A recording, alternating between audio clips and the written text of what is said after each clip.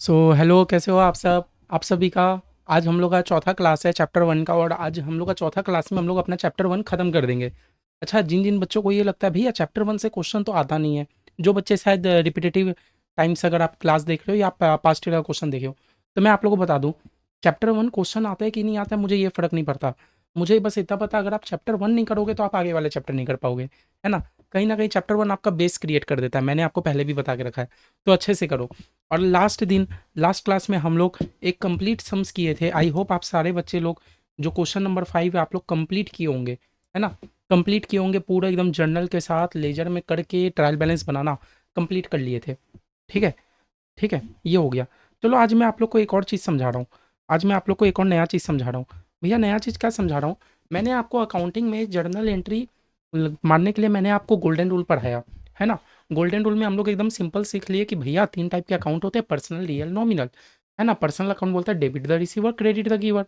Real account बोलता है debit what comes in, credit what goes out. Nominal account बोलता है debit all expense and credit all income. ठीक है? भैया आज हमारे पास एक जो क्वेश्चन है, हमारा 6 नंबर क्वेश्चन आप देखो। एक बार हम लोग 6 नंबर क्वेश्चन को गो थ्रू करते हैं। 6 नंबर क्या है? हाँ, एक बार पढ़ते हैं पहले। बोलता है वन ऑफ योर क्लाइंट, हमारा एक क्लाइंट है mister Singhania, has ask you to finalize his account. Singhania ji बोलते हैं कि आप मेरा अकाउंट को फाइनलाइज कर लो। ठीक है, अकाउंट को फाइनलाइज कर लो for the year ended 31 March 2022। ठीक है, till date he himself has recorded the transaction in books of accounts. अभी तक उन्होंने क्या किया? उन्होंने खुद ही बुक्स ऑफ अकाउंट्स में ट्रांजेक्शन रिकॉर्ड कर लिया। As a basis for audit mister Singhania furnish you the following statement. Mister Singhania ji अब आपको ऑडिट करने दिए हैं कि बताओ हम जो ट्रांजैक्शन डेबिट और क्रेडिट रिकॉर्ड किए हैं वो सही है कि नहीं। एक्चुअली में सिंघानिया जी ने हमें क्या पकड़ा दिया? सिंघानिया जी ने हमें ट्रायल बैलेंस पकड़ा दिया। आप लोग को देख के समझ आ रहा है, सिंघानिया जी ने मुझे ट्रायल बैलेंस पकड़ा दिया कि देखो ना, मैं एक्चुअली उतना तो जानता नहीं हूँ। मैंने अभी तक क्या किया? मैंने अभी तक खुद ही ट्रांजैक्शन रिकॉर्ड किया। मैंने अभी तक खुद ही ट्रांजैक्शन रिकॉर्ड किया और मैंने ट्रायल बैलेंस बनाया है, और मेरा ट्रायल बैलेंस मैच भी है। मेरा ट्रायल बैलेंस मैच भी है। सिंघानिया जी ने बस मुझे बोला है कि आप एक बार चेक कर लो ना, आप एक बार चेक कर लो ना कि आपका, कि मैं मतलब सही बनाया हूँ कि नहीं बनाया हूँ। ठीक है, ठीक है। The closing inventory was valued at rupees इतना। ठीक है, mister Singhania claims that he has recorded every transaction correctly. Mister Singhania ji बोलते हैं कि मैंने सारा ट्रांजेक्शन एकदम करेक्ट करेक्ट रिकॉर्ड किया है। अगर आप ही बताओ, अगर सारा चीज़ करेक्ट ही रहता तो हमें ऐसा क्वेश्चन देता ही क्यों करने के लिए, है ना? मतलब कहीं ना कहीं कुछ तो गलती है। तो भैया आप बोलोगे अगर गलती है तो मेरा ट्रायल बैलेंस कैसे मैच हो गया? अगर गलती है तो मेरा डेबिट और क्रेडिट कैसे मैच हो गया, वो भी बताऊंगा। As the trial balance is tallied, mister Singhania ji को भी यही लगता है, मिस्टर सिंघानिया जी को भी यही लगता है कि मेरा ट्रायल बैलेंस टैली है, दैट मीन्स मैंने सब चीज़ सही किया। Check the accuracy of the above trial balance. बोला आप एकदम एक बार चेक कर लो ना, आप एक बार चेक कर लो कि मिस्टर सिंघानिया जी सही बोलते हैं कि नहीं। समझे? बस मेरा क्वेश्चन ये है कि मिस्टर सिंघानिया जी ने जो चीज़ को क्रेडिट किया है वो चीज़ सही है क्या? जो चीज़ को डेबिट किया वो सही है क्या? आप बोलोगे भैया ये हम कैसे पता करें, क्योंकि आपने तो लास्ट दिन बोला था ट्रायल बैलेंस पता है कैसे बनाते हैं? आपने बोला था कुछ नहीं करना, लेजर में जिस साइड बीडी हो आप उस साइड लिख देना। मेरा डेबिट साइड बीडी है तो मैंने डेबिट लिख दिया, मेरा क्रेडिट साइड बीडी है तो मैंने क्रेडिट साइड लिख दिया। आपने तो मुझे ये सिखाया था। आज मैं आप लोग को एक समझाता हूँ, आज मैं आप लोग को एक चीज़ समझाता हूँ। ठीक है, आज मैं आप लोग को एक चीज़ समझाता हूँ। देखो गोल्डन रूल ऑफ अकाउंटिंग आप कर लिए, है ना? आज मैं आप लोग को एक तो समझाता हूँ modern approach of accounting. Modern approach of accounting, ध्यान से समझना। गोल्डन रूल ऑफ अकाउंटिंग आप लोग समझ लिए ना? Golden rule of accounting actually क्या है? एक ट्रेडिशन था, एकदम सदियों से चला आ रहा है वो ट्रेडिशन। आज हम लोग करते हैं modern rule of accounting. Modern rule of accounting क्या बोलता है? मॉडर्न अप्रोच, सॉरी मैंने मॉडर्न अप्रोच ऑफ अप्रोच लिख दिया, होगा मॉडर्न अप्रोच ऑफ अकाउंटिंग। ठीक है, क्या होगा? Modern approach of accounting. आज हम लोग सीख रहे हैं modern of approach of accounting. क्या बोलता है? आज का डेट मॉडर्न, मॉडर्न ज़माना क्या बोलता है? मॉडर्न ज़माना बोलता है कोई भी ट्रांजैक्शन को आप, कोई भी ट्रांजैक्शन को आप 5 भाग में बाँट लो। 3, 4, 5। एक बार देख लो, आप लोग को सब समझ आ जाएगा। मॉडर्न अप्रोच साथ-साथ उतारते रहना। मॉडर्न अप्रोच बोलता है कि कोई भी आस-पास का जो भी ट्रांजैक्शन आप उसको 5 भाग में बाँट लो। इधर वो चीज़ आपका एसेट होगा, इधर वो चीज़ आपका लायबिलिटी होगा। आई थिंक आप लोग एसेट और लायबिलिटीज़ का मतलब जानते हो। एसेट मतलब जो मेरा संपत्ति है, लायबिलिटीज़ मतलब जो मेरा कर्जा है। इधर वो चीज़ इनकम होगा, इधर वो चीज़ एक्सपेंस होगा। और आइदर वो चीज़ कैपिटल में आएगा। ठीक है। मॉडर्न अप्रोच ऑफ अकाउंटिंग बोलता है कि हम लोग कोई भी चीज़ को ना हम लोग 5 भाग में देखते हैं। बेशक जर्नल एंट्री मारने के लिए हम लोग गोल्डन रूल यूज़ करेंगे, एकदम मैं नहीं बोल रहा कि जर्नल एंट्री मारने के लिए हम लोग गोल्डन रूल यूज़ नहीं करेंगे। जर्नल एंट्री मारने के लिए आप गोल्डन रूल ही यूज़ करो। बस आप मॉडर्न अप्रोच का एक बार बात तो सुनो कि मॉडर्न अप्रोच क्या बोलता है। जैसे गोल्डन रूल ऑफ अकाउंटिंग हमें क्या बोला कि कोई भी चीज़ को आस-पास अपने कोई भी चीज़ को आप 3 ही भाग में बाँट सकते हो। आइदर वो चीज़ आपका पर्सनल अकाउंट होगा, आइदर रियल अकाउंट होगा, आइदर नॉमिनल अकाउंट होगा। जबकि मॉडर्न अप्रोच ऑफ अकाउंटिंग क्या बोलता है कि आप कोई भी ट्रांज़ैक्शन को 5 भाग में पहले तो बाँट दो। आइदर वो चीज़ आपका एसेट हो सकता है, आइदर वो चीज़ आपका लायबिलिटी हो सकता है, आइदर इनकम हो सकता है, आइदर खर्चा हो सकता है, आइदर कैपिटल हो सकता है। मॉडर्न अप्रोच ऑफ अकाउंटिंग क्या बोलता है ना कि एसेट वाले चीज़ ना डेबिट होते हैं, लायबिलिटी वाले चीज़ क्रेडिट होते हैं, इनकम वाले चीज़ क्रेडिट होते हैं, एक्सपेंस वाले चीज़ डेबिट होते हैं और कैपिटल वाले चीज़ क्रेडिट होते हैं। मॉडर्न अप्रोच हमें हमें ये सिखाया कि भैया आप एसेट को हमेशा डेबिट करो। मॉडर्न अप्रोच हमें क्या सिखाया कि आप एसेट को हमेशा डेबिट करो, है ना? और आप इसको क्या गोल्डन रूल से मैच कर सकते हो। गोल्डन रूल में एसेट कहाँ आता था? रियल अकाउंट में आता था। रियल अकाउंट बोलता था एसेट आ रहा है तो डेबिट करो, तो मैं भी तो वही कर रहा हूँ, एसेट को डेबिट ही कर रहा हूँ। अगर एसेट डेबिट है तो लायबिलिटी उसका उल्टा क्रेडिट हो जाएगा, समझ रहे हो? और रियल अकाउंट में याद है गोल्डन रूल में हम लोग नॉमिनल अकाउंट में खर्चे को डेबिट करते थे, इनकम को क्रेडिट करते थे और कैपिटल को क्रेडिट करना है। मॉडर्न अप्रोच ऑफ अकाउंटिंग हमें ये सिखाता है। मॉडर्न अप्रोच बोलता है तो भैया एक मेरा बात बता दो, एक मेरा बात बता दो, कुछ नहीं करना, मैंने आपको सिंपल बताया, बस एक बार दिमाग में रखो कि मॉडर्न अप्रोच ऑफ अकाउंटिंग क्या बोलता है। Asset, liability, income, expense, capital 5 भाग में बांट देता है आपके सारे ट्रांजैक्शन को। ठीक है। अब एक बात बताओ, अब जो मिस्टर सिंघानिया जी ने हमें ट्रायल बैलेंस दिया, हम लोग उसका उनका गलती निकाल सकते हैं क्या? हम लोग उनका गलती निकाल सकते हैं क्या? चलो एक बार हम लोग गलती निकाल के देखते हैं। एक बार गलती निकाल के देखते हैं। क्वेश्चन नंबर 6 हम लोग भी एक ठो ट्रायल बैलेंस ही बना लेते हैं मिस्टर सिंघानिया का। देखते हैं अब क्या सही है क्या गलत है।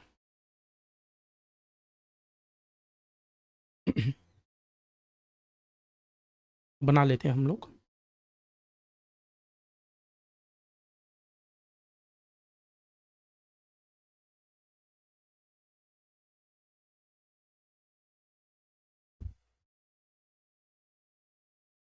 क्या है हमारा क्वेश्चन नंबर 6। हम लोग का ट्रायल बैलेंस का फॉर्मेट क्या था? पर्टिकुलर्स, एक था डेबिट मेरा, एक था क्रेडिट, है ना? आप बोलोगे भैया बिना लेजर की आप ट्रायल बैलेंस कर रहे हो? हाँ, मैंने एकदम लेजर भी नहीं बनाया, मैंने डायरेक्ट ट्रायल बैलेंस चालू कर दिया। इसका हम लोग कर रहे हैं, मिस्टर सिंघानिया का कर रहे हैं, तो हम लोग क्या लिखेंगे पता है? Statement of trial balance, sorry books नहीं होता ये, स्टेटमेंट ऑफ ट्रायल बैलेंस। किसका स्टेटमेंट है ये? Of mister Singhania. हम लोग मिस्टर सिंघानिया जी का कर रहे हैं, हाँ। ठीक है। मैंने अभी तक जर्नल भी नहीं किया, लेजर भी नहीं किया, मैं डायरेक्ट ट्रायल बैलेंस चेक कर रहा हूँ। सबसे पहले क्या है मेरे पास? कैपिटल, सिंघानिया कैपिटल, है ना? सिंघानिया कैपिटल। तो कैपिटल क्या होना चाहिए? डेबिट होना चाहिए कि क्रेडिट होना चाहिए? भैया मॉडर्न अप्रोच के हिसाब से, क्योंकि देखो मैं गोल्डन रूल वाला मैं नियम लगा ही नहीं सकता, क्योंकि मैंने ना तो जर्नल किया ना तो लेजर किया, मेरे पास खाली ट्रायल बैलेंस है ना? ऊपर ऊपर से ऑडिट करना है तो मैं तो मॉडर्न अप्रोच लगाऊंगा। मॉडर्न अप्रोच बोलता है कैपिटल को क्रेडिट करो, कैपिटल को क्रेडिट करो, क्रेडिट। सिंघानिया जी ने क्या करके रखा है? क्रेडिट। दैट मीन सिंघानिया जी एकदम करेक्ट किए हैं, एकदम अभी सही किए हैं। 1556, है ना? सिंघानिया जी एकदम सही किए हैं। नेक्स्ट क्या है मेरा? सिंघानियाज ड्राइंग। ठीक है, सिंघानिया ड्राइंग। अब भैया एक बात बता दो, सिंघानिया ड्राइंग, आप बोलोगे भैया ड्राइंग, ड्राइंग का चीज़ तो यहाँ मेंशन ही नहीं है। Asset, liability, income, expense, capital, drawing तो मेंशन ही नहीं है। भैया कैपिटल ही तो ड्राइंग हो गया। देखो कैपिटल हो गया और ड्राइंग हो गया, दोनों ही मेरे ओनर को रिप्रेजेंट करता है, आप लोग इतना तो मानते हो। जब मेरा ओनर रुपया इन्वेस्ट करता है हम लोग उसको कैपिटल बोलते हैं, जब मेरा ओनर रुपया निकाल लेता है उसको हम लोग ड्राइंग्स बोलते हैं। तो कैपिटल वर्ड यूज़ करो या ड्राइंग यूज़ करो, दोनों ही मेरे ओनर को रिप्रेजेंट करता है। तो अगर कैपिटल क्रेडिट हो रहा है तो ऑब्वियसली ड्राइंग आपका डेबिट होना चाहिए, उल्टा होना चाहिए। क्योंकि कैपिटल मतलब ओनर रुपया लगा रहा है, क्रेडिट कर रहे हो। यहाँ तो ओनर निकाल रहा है तो डेबिट कर दो, उल्टा कर दो, है ना? मतलब ड्राइंग मेरा डेबिट होना चाहिए। सिंघानिया जी भी ने भी क्या करके रखा है? डेबिट। एकदम करेक्ट किया है, एकदम सही है। 564, है ना? एकदम सही है। तीसरा देखते हैं भैया, lease hold premises. Lease hold premises. भैया प्रेमाइसिस का आपको मतलब पता है? प्रेमाइसिस, प्रेमाइसिस बताओ तो ये चार पांच में से किसके अंदर आएगा? भैया प्रेमाइसिस मतलब क्या, कि मैं जहाँ रह रहा हूँ, मैं जहाँ रह रहा हूँ वो हो गया मेरा प्रेमाइसिस। भैया लीज होल्ड का मतलब क्या है? कि मैंने मतलब वो प्रेमाइसिस मेरा अपना नहीं है, मैंने लीज में लेके रखा है, रेंटल में लेके रखा है। जो भी है तो मेरा ही ना, जो भी है तो मेरा ही। तो भैया ये तो मेरा एक संपत्ति हो गया ना, मैं जहाँ बैठा हूँ ये मेरा प्रेमाइसिस है, ये तो मेरा संपत्ति है। संपत्ति है मतलब एसेट है। एसेट है तो क्या होना चाहिए? डेबिट होना चाहिए। एसेट है तो डेबिट होना चाहिए। देखते हैं सिंघानिया जी ने क्या करके रखा है। सिंघानिया जी ने भी डेबिट करके रखा है, एकदम करेक्ट किया है। वाह, 750। ठीक है, सिंघानिया जी ने भी डेबिट करके रखा है। आओ और देखते हैं। फिर है हम लोग का भैया सेल, सेल्स। सेल्स भैया किसके अंदर आना चाहिए बताओ तो? Asset, liability, income, expense, capital. कुछ बच्चे बोल रहे हैं एसेट। या सेल मेरा एसेट नहीं ना, मैं सामान बेचता हूँ तो मेरा इनकम होता है। मैंने आपको ट्यूशन क्लासेस सेल किया तो मेरा कहीं ना कहीं इनकम हुआ। यस और नो, एकदम प्रैक्टिकल बात बता रहा हूँ। मैंने आपको ट्यूशन क्लासेस सेल किया तो मेरा भी तो इनकम हुआ ना। तो भैया sale is an income. Sale करते हो तो आपका क्या होता है? इनकम। और इनकम को क्या किया जाता है? क्रेडिट। इनकम को क्या किया जाता है? क्रेडिट। सिंघानिया जी ने क्या करके रखा है? क्रेडिट। अरे बाप रे, ये भी सही करके रखे हैं। तो गलती कहाँ है? 2750। आगे देखते हैं। बोला ड्यू फ्रॉम कस्टमर, क्या लिखा है? Due from customer. Due from customer. अच्छा बताओ, आप ही बताओ। आप कुछ रुपया अपने कस्टमर से पाते हो, आप कुछ रुपया अपने कस्टमर से पाते हो, तो वो आपके लिए क्या है? Asset, liability, income, expense, capital, है ना? भैया मतलब मैं एक कस्टमर से पाता हूँ 10,000 रुपया, दैट मीन्स वो मेरा संपत्ति है ना, मेरे को लेना है उससे, है ना? मेरे को कस्टमर से 10,000 रुपया लेना है। समझ रहे हो? चलो आप लोग का ही बात बता रहा हूँ। कुछ बच्चे मान लो इंस्टॉलमेंट है, क्लास खरीदे, तो मेरे को आपसे रुपया लेना है फ्यूचर डेट में, तो मेरे लिए तो एक एसेट है ना। एसेट है ना कि मेरे को आपसे रुपया लेना है। एसेट हो गया मेरे लिए, एसेट, है ना? एसेट को भैया क्या किया जाता है? डेबिट। एसेट को क्या किया जाता है? डेबिट। आप लोग ड्यू फ्रॉम कस्टमर समझ रहे हो? समझ लो ना, आप ही का कुछ दुकान है, आपने कस्टमर को सामान बेच दिया, कस्टमर उधारी में सामान ले गए, तो उधारी में ले गए तो वो आपके लिए एक एसेट है, एक संपत्ति है कि आपको उनसे रुपया लेना है ना? तो भैया एसेट आपका क्या होना चाहिए? डेबिट। सिंघानिया जी ने कर दिया क्रेडिट, गलत कर दिया सिंघानिया जी ने, डेबिट होना चाहिए था। क्या अब मैं डेबिट कर दूं? हाँ कर दो। उन्होंने तो आपको इसीलिए बुलाया कि आप बताओ सही है कि गलत है ना? ड्यू फ्रॉम कस्टमर आपका क्रेडिट कैसे होगा? डेबिट होना चाहिए ना, क्योंकि आपका एसेट एक हो। ठीक है, आगे देखते हैं भैया, परचेजेस। अच्छा भैया परचेस क्या होता है बताओ तो? आप अगर परचेस कर रहे हो कोई भी चीज़, तो आपके लिए खर्चा है, ये तो हम लोग बहुत बार डिस्कस कर चुके हैं। तो भैया खर्चा वाला चीज़ तो डेबिट होना चाहिए, खर्चा वाला चीज़ तो डेबिट होना चाहिए। सिंघानिया जी ने क्या करके रखा है? डेबिट, एकदम करेक्ट किया है। 1259। हाँ, फिर आता है भैया परचेज रिटर्न। Purchase return. अब भैया मैं परचेज रिटर्न का क्या बताऊँ, आप लोग समझदार हो। अगर आप परचेज कर रहे हो तो आप कर रहे हो डेबिट, तो परचेज रिटर्न हो रहा है तो क्या होना चाहिए? क्रेडिट। यस और नो? आप परचेज कर रहे हो तो हो गया डेबिट, परचेज रिटर्न कर रहे हो तो क्रेडिट। परचेज रिटर्न मतलब क्या? जो चीज़ आपने परचेज किया आपने उसको रिटर्न भेज दिया, तो भैया क्रेडिट होना चाहिए। सिंघानिया जी ने इसको तो कर दिया डेबिट, गलत कर दिया ना, 264 गलत कर दिया, है ना? चलो हम लोग सही कर देते हैं अभी। देखो, मैंने सही कर दिया, क्रेडिट कर दिया। ठीक है, ये भी हो गया। फिर आते हैं भैया loan from bank. Loan from bank. Loan from bank. आप अगर बैंक से लोन लेके रखे हो तो ये आपके लिए एसेट है, लाइबिलिटी है, इनकम, एक्सपेंस, कैपिटल। मान लो ना आप ही के घर में, आप ही के घर में आप लोग होम लोन लेके रखे हो बैंक से 10 लाख का, तो आपके लिए तो एक कर्जा है ना, ये कर्जा है, लाइबिलिटी है कि आपको उनको रिटर्न करना है। एक लाइबिलिटी है ना कि आपको बैंक वाले को रिटर्न करना है, लाइबिलिटी है भैया। तो लाइबिलिटी क्या होना चाहिए? क्रेडिट। लाइबिलिटी क्या होना चाहिए? क्रेडिट। सिंघानिया जी ने करके रखा है क्रेडिट, एकदम करेक्ट किया है, कोई गलत नहीं है। 256। चलो और देखते हैं। बोलता है ट्रेड पेबल। Trade payable. भैया ट्रेड पेबल का मतलब क्या होता है? देखो ट्रेड पेबल का मैं मतलब आप लोगों को बता दूं। देखो दो वर्ड होता है, एक होता है रिसीवेबल, एक होता है पेबल। रिसीवेबल मतलब क्या हो गया, आपने उधारी में सामान बेचा, आपको रिसीव करना है। पेबल मतलब क्या हो गया, आपने उधारी में सामान खरीदा और आपको पे करना है। दो चीज़ मैंने बताया, एक हो गया रिसीवेबल, वर्ड में ही आप लोगों को समझ आ रहा है क्या चीज़ है। रिसीवेबल जो अभी तक रिसीव नहीं हुआ, रिसीव करना बाकी है, कस्टमर लोग आपको बाद में देंगे रुपया। और एक हो गया पेएबल, पे, ठीक है। समझो, जब मैं कोई कस्टमर को उधारी में सामान बेचता हूँ तो मेरे लिए वो रिसीवेबल है क्योंकि मुझे उनसे रुपया लेना है।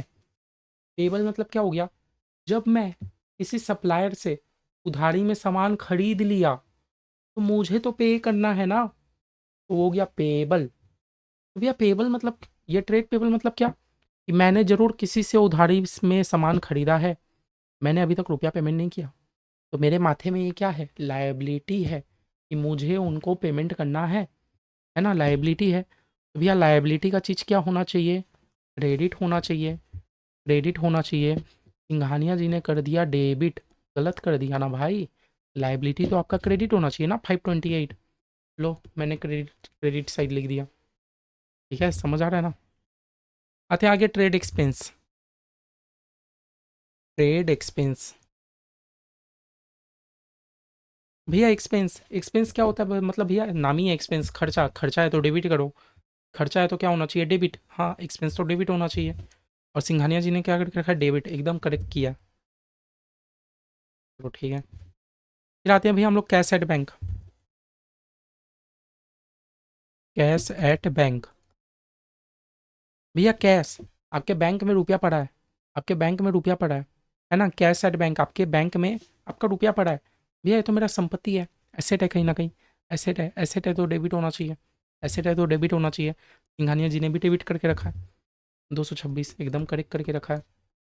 आगे देखते हैं, बोलता है बिल पेबल, बिल्स पेबल, वही, पेबल का मतलब समझ गए, पेबल का मतलब समझ गए कि आपको किसी को रुपया देना है, पेबल मतलब समझ गए, आपको किसी को रुपया देना है, तो आपके माथे में तो कर्जा है ना, कि भाई मेरे को रुपया देना है किसी को, कर्जा है, कर्जा, लाइबिलिटी, लाइबिलिटी है तो क्या करेंगे, लाइबिलिटी है तो क्या करेंगे, क्रेडिट, लाइबिलिटी है तो क्या करेंगे, क्रेडिट। तो भैया सिंघानिया जी ने तो गलत कर दिया, ये तो क्रेडिट होगा, ये 100 रुपया तो क्रेडिट होना चाहिए, कर दिया मैंने सही।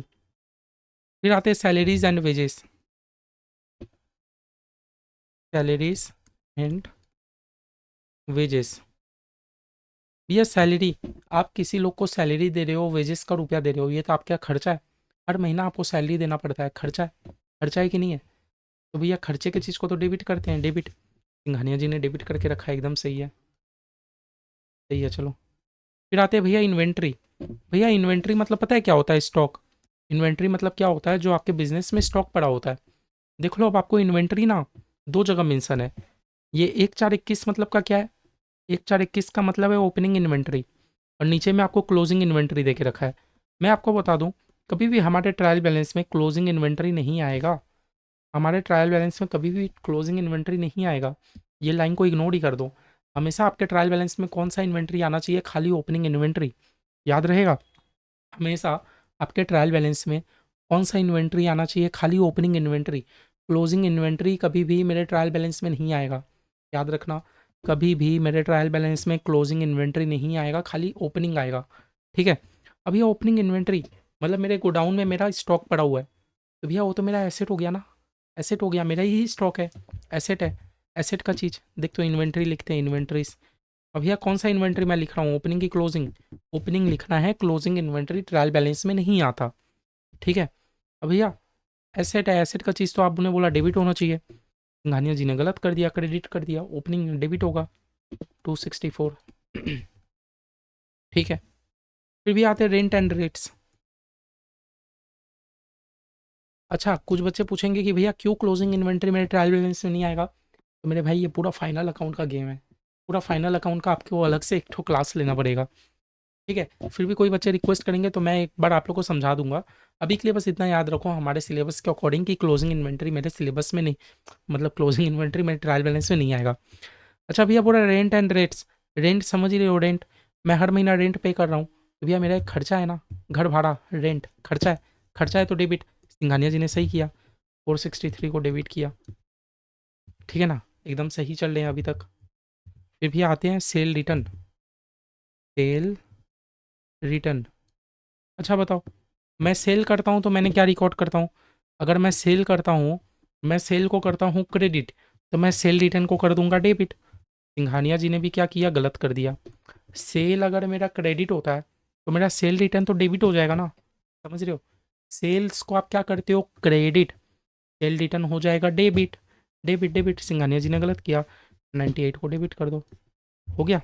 चलो अब हम लोग टोटल करके देखते हैं कि मैच कर रहा है कि नहीं कर रहा है।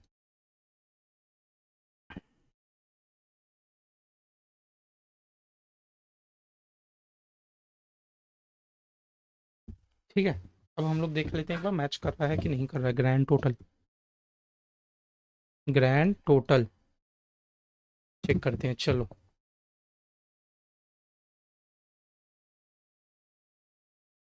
564, 750, 530, 1259, 700, 226, 600, 264, 463, 98। हो गया भैया मेरा 5454। क्रेडिट साइड देखते हैं टोटल कितना हो रहा है।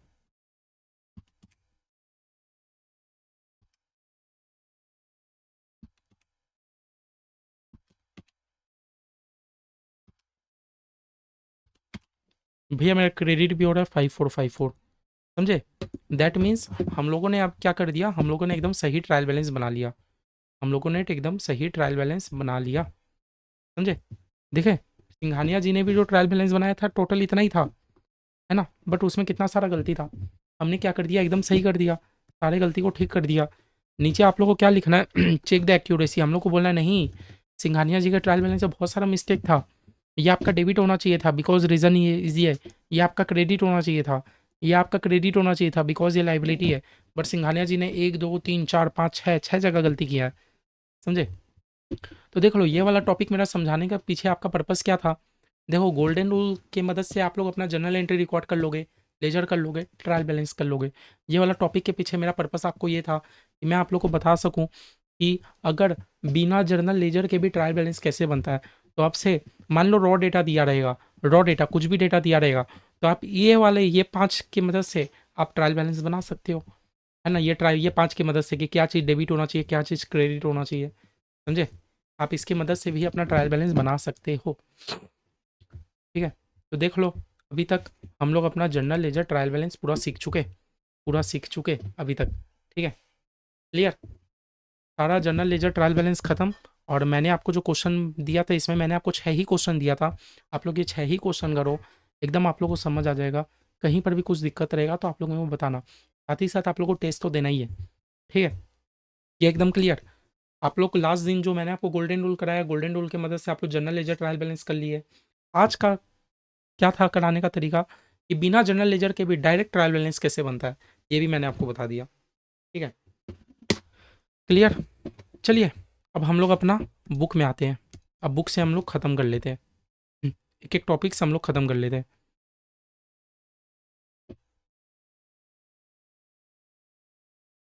देखो, लास्ट दिन फॉर्म्स ऑफ बिजनेस मैंने आपको कराई दिया था, लिखाई दिया था, ठीक है। अकाउंटिंग का डेफिनेशन मैंने आपको लिखाई दिया था, ठीक है। अकाउंटिंग का ऑब्जेक्टिव मैंने आपको बता दिया था। फिर बुक कीपिंग हम लोग पढ़ लिए थे, क्या था, पढ़ ही लिए थे। फिर भैया कुछ अकाउंटिंग के टर्म्स है, चलो अभी हम लोग वो डिस्कस करके ख़त्म कर लेंगे। हमारे कुछ अकाउंटिंग के टर्म्स है। हम्म, ये क्वेश्चन जितना था, क्वेश्चन का हमारा काम हो चुका है, क्वेश्चन का हमारा काम हो चुका है। क्वेश्चन मैंने आपको दे भी दिया, जितना जर्नल लेजर ट्रायल बैलेंस आपको सीखना चाहिए था मैंने आपको सिखा दिया, ठीक है। चलो, अब कॉपी में नोट्स बनाते चलो, कुछ टर्म्स अब सीख लो अब, अकाउंटिंग टर्म्स, है ना। ये कुछ टर्म्स आपको पूरे अकाउंटिंग के कोर्स में आप लोग को कहीं ना कहीं मदद देगा, ठीक है।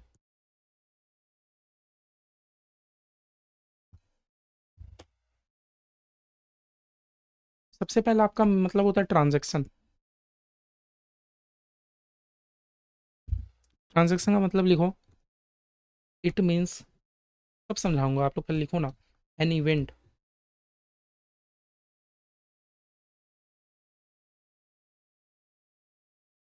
It means a business activity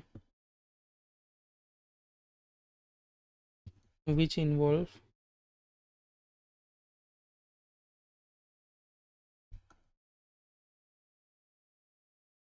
exchange of money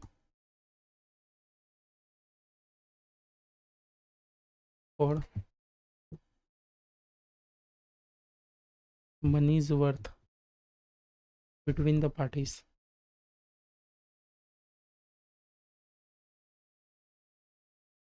ठीक है, देखो सबसे पहला मैंने आप लोगों को डेफिनेशन क्या लिखाया, ये आप लोग को एकदम याद नहीं करना है, ये आप लोग को एकदम याद नहीं करना है, मैं पहले ही बता रहा हूँ। हम लोग अकाउंटिंग के सिलेबस में कोई भी चीज़ याद नहीं करते, और थ्योरी मैं आप लोग को जो करा रहा हूँ मैं आप लोग को याद नहीं करवा रहा, मैं आप लोग को बस लिखा रहा हूँ कि आप लोग ड्यूरिंग द पूरा कोर्स आप लोग 2 से 3 बार आप लोग इसको पढ़ो ना, तो आप लोग खुद से बेसिक बेसिक चीज़ है आप लोग अपने से लिखो, कोई को याद नहीं करना ट्रांजेक्शन मतलब ये, ट्रांजेक्शन मतलब ये नहीं, आप लोग के एग्जाम में आएगा भी नहीं, what do you mean by transaction ऐसे देगा भी नहीं, ये आप लोग के समझने के लिए। देखो ट्रांजेक्शन का मतलब क्या होता है, सिंपल सा बात है, मैं किसी भी पार्टी के साथ कुछ भी खरीद रहा हूँ वो एक ट्रांजेक्शन है।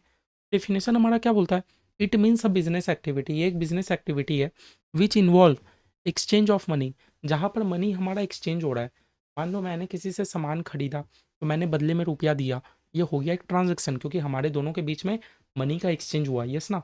मैंने सामान खरीदा, मैंने बदले में रुपया दिया, ये एक ट्रांजेक्शन है, क्योंकि हमारा हमारे बीच रुपया का एक्सचेंज हुआ, है ना। नहीं तो मैंने परचेस किया, भैया हमारे बीच रुपया का एक्सचेंज हुआ।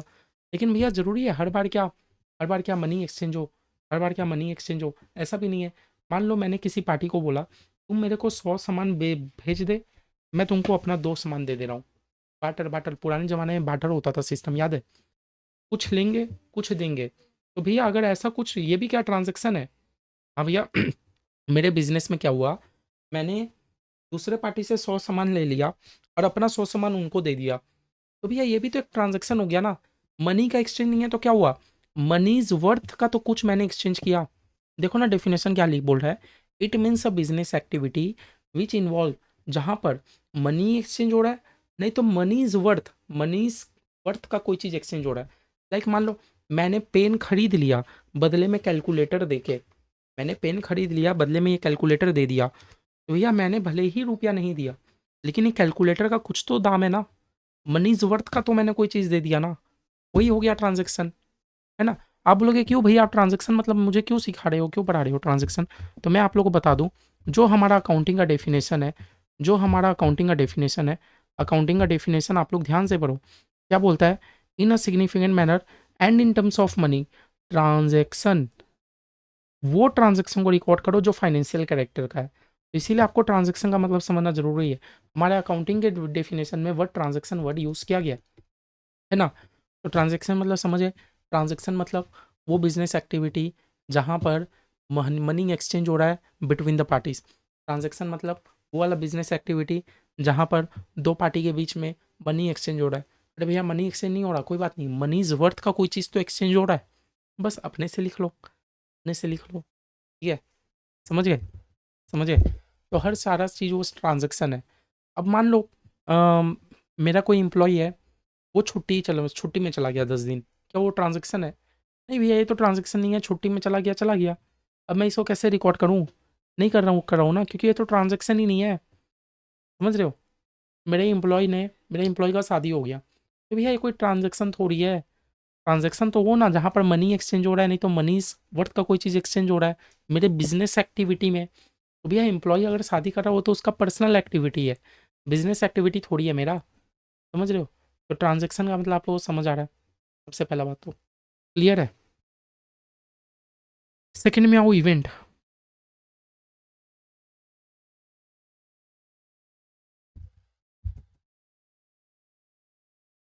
An event may be described as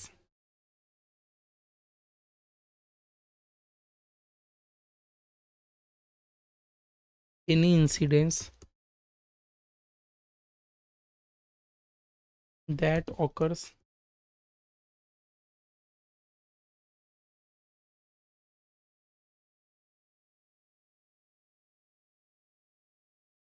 वे में क्या लिखा हूँ, दैट ऑकर्स एज अ,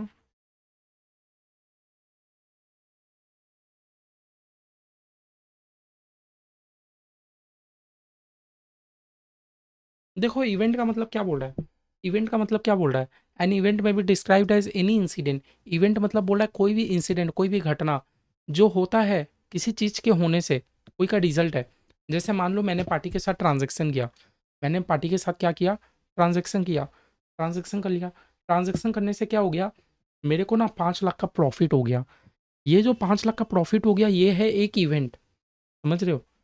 हाँ, एन इवेंट में भी डिस्क्राइब्ड एज एनी इंसिडेंट, कोई भी इंसिडेंट हो सकता है that occurs as a result of something. कुछ भी करने से जो चीज़ का रिजल्ट आता है वही तो हमारा इवेंट है ना। पार्टी के साथ सामान खरीदा बेची करने में जो मेरा रिजल्ट आया वो मेरा एक इवेंट हो गया, है ना। पार्टी के साथ मैंने पहले क्या किया, ट्रांजेक्शन किया, तो वो हो गया मेरा ट्रांजेक्शन। पार्टी के साथ जो मैं खरीदा बेची कर रहा हूँ वो हो गया मेरा ट्रांजेक्शन। जबकि वो ट्रांजेक्शन करके आपका जो आउटकम आ रहा है, आपका जो रिजल्ट आ रहा है वो हो गया मेरा इवेंट, समझे। वो हो गया मेरा इवेंट। क्लियर है, तो ट्रांजेक्शन क्लियर है, इवेंट क्लियर है। आगे क्या बोलता है, in an accounting sense an event can be understood as final outcome of a business activity that can affect the account balances of a company if it financial in nature. देखो इतना बड़ा बड़ा नहीं करना, मैं आप लोगों को शॉर्ट शॉर्ट में बस लिखवा रहा हूँ, ठीक है। ट्रांजेक्शन का मतलब कोई भी बिजनेस एक्टिविटी जहाँ पर मनी एक्सचेंज हो रहा है या मनी से रिलेटेड कोई मनी वर्थ का चीज़ एक्सचेंज हो रहा है बिटवीन द पार्टी। इवेंट मतलब एन इवेंट में भी डिस्क्राइब्ड एज कोई भी इंसिडेंट, कोई भी इंसिडेंट जो कि एक फाइनल आउटकम है किसी भी चीज़ का, है ना। आप लोग ऐसे भी लिख सकते हो, वो हो गया आपका इवेंट, समझे। एग्जाम्पल में आप लोग सबसे पहले याद रखना कि दो पार्टी आपस में खरीदा बेची कर रहे हैं तो वो ट्रांजेक्शन है कि इवेंट है, नहीं भैया वो तो ट्रांजेक्शन हो गया। दो पार्टीज आपस में खरीदा बेची कर रहे हैं वो हो गया आपका ट्रांजेक्शन। जबकि वो ट्रांजेक्शन करने, ट्रांजेक्शन का रिजल्ट क्या होगा, इधर कोई पार्टी को लॉस होगा, इधर कोई पार्टी को प्रॉफिट होगा, तो वो हो गया एक इवेंट, वो हो गया एक इवेंट, ठीक है। क्लियर है, हाँ, ठीक है। देखो गुड्स या सर्विसेज का डेफिनेशन मैं आप लोगों को कॉपी में नहीं लिखा रहा हूँ, मैं आप लोगों को गुड्स या डेफिनेशन का, सर्विसेज का डेफिनेशन नहीं लिखा रहा हूँ। गुड्स या सर्विसेज आप लोग को पता ही है, ठीक है ना। गुड्स मतलब कोई भी कमोडिटी।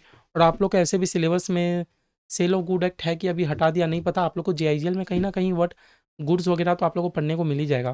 कंज्यूमर प्रोटेक्शन एक्ट है ईसीआईपीएल में ना, वो तो जेआईजीएल में कहीं है गुड्स, कहीं ना कहीं आप लोग को पढ़ने मिल जाएगा, बहुत अच्छा डेफिनेशन आप लोग को पढ़ने को मिल जाएगा।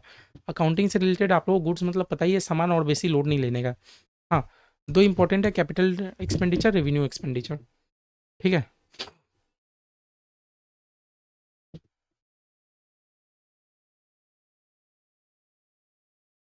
कैपिटल एक्सपेंडिचर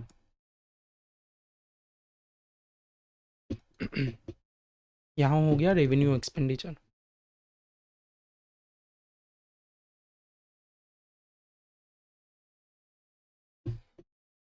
दोनों का डिफरेंस बना के लिख लो, हाँ।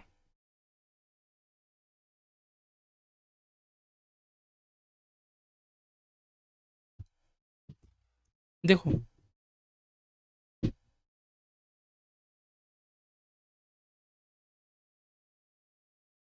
An expenditure for wiring fix asset,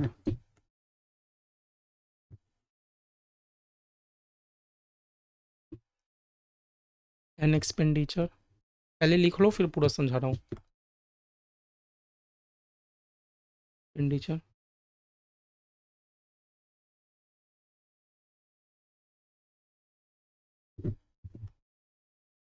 revenue, ठीक है।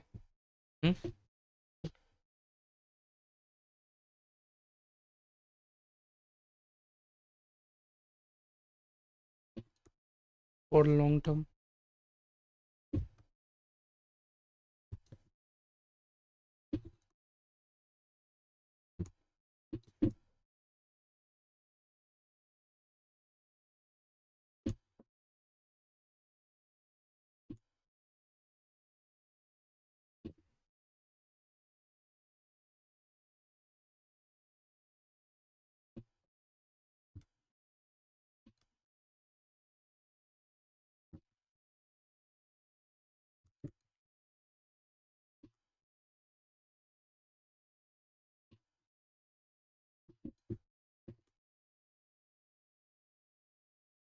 देखो मेरा बात सुनो, हम लोग खर्चा तो करते हैं, हम लोग खर्चा करते हैं।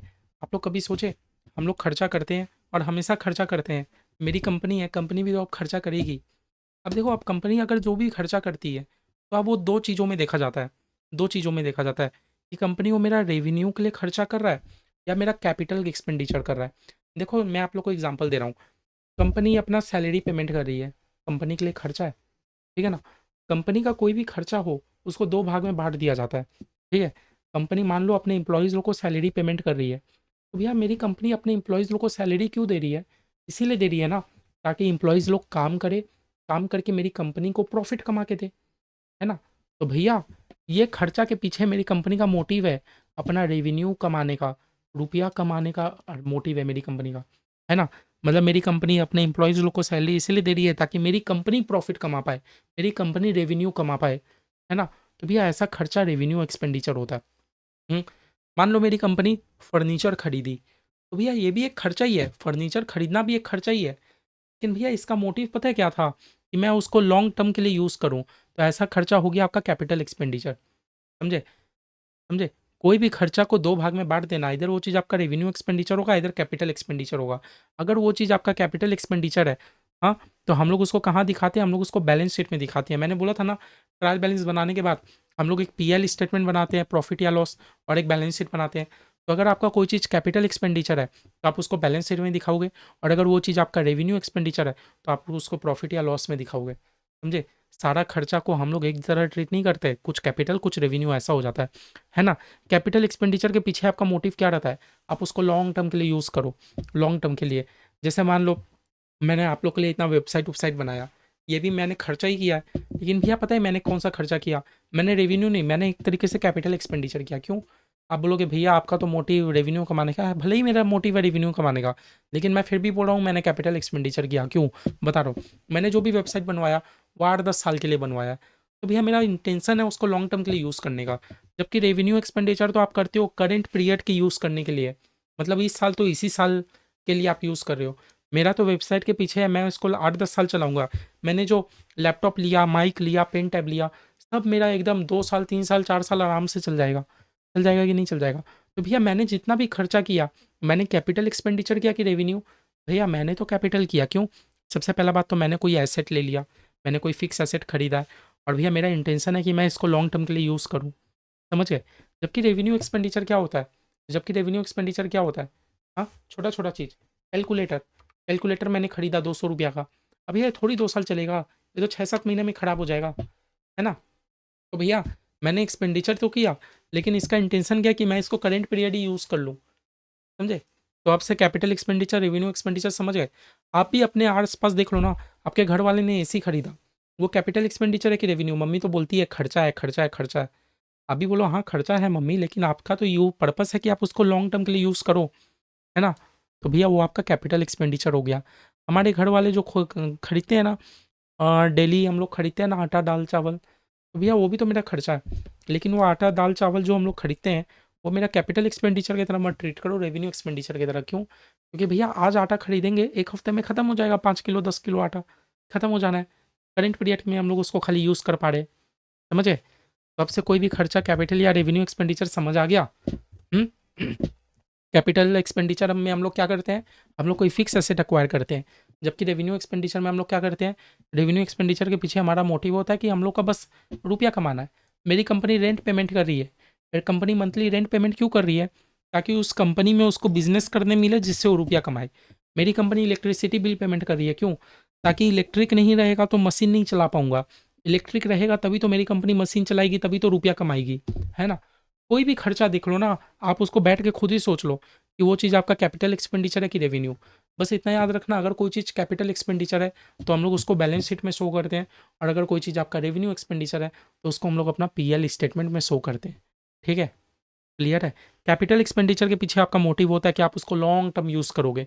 रेवेन्यू एक्सपेंडिचर के पीछे आपका मोटिव रहता है कि आप उसको करंट पीरियड यानी शॉर्ट टर्म के लिए आप खाली यूज़ करो। क्लियर है? ठीक है? ठीक है? आओ प्रॉफिट या लॉस।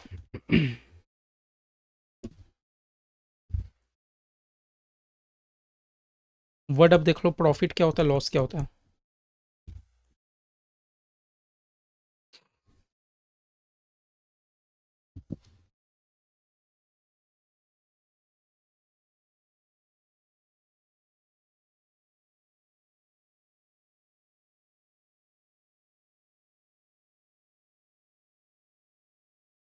देखो कितना प्यारा डेफिनेशन दिया। पहले तो आप लोग को मैं वर्ड रेवेन्यू बता दूं। वर्ड रेवेन्यू का मतलब होता है सेल। वर्ड रेवेन्यू का मतलब होता है सेल। वर्ड रेवेन्यू का मतलब होता है सेल। बहुत बच्चे रेवेन्यू और प्रॉफिट को एक साथ यूज कर लेते हैं, नहीं। रेवेन्यू का मतलब होता है सेल। तो क्या लिखा है, excess of revenue. Excess of revenue, हमारा रेवेन्यू ज़्यादा है, खर्चा कम है। मान लो मेरा रेवेन्यू है 100 रुपया का, लेकिन मेरा खर्चा हुआ 80 रुपया का, है ना। मतलब रेवेन्यू मतलब क्या हो गया भैया, आपने बोला सेल। रेवेन्यू मतलब क्या बोला, सेल। रेवेन्यू मतलब क्या हुआ, सेल। रेवेन्यू मतलब आपने क्या बोला, सेल। सेल मतलब मैं जो सामान बेच रहा हूँ, मैंने सामान बेचा 100 रुपया का, मेरा खर्चा हुआ है 80 रुपया, दैट मीन्स 20 रुपया मेरा प्रॉफिट। समझे। बताओ, डेफिनेशन क्लियर है। The excess of revenue over expense, खर्चा से ज़्यादा आपका रेवेन्यू आ गया, है ना। Excess of revenue over expense. Revenue मतलब सेल। आपने सेल किया 100 रुपया का, आपका खर्चा था 80 रुपया, तब तो भैया ये प्रॉफिट हो गया, है ना। वहीं आओ हम लोग लॉस का मतलब समझते हैं।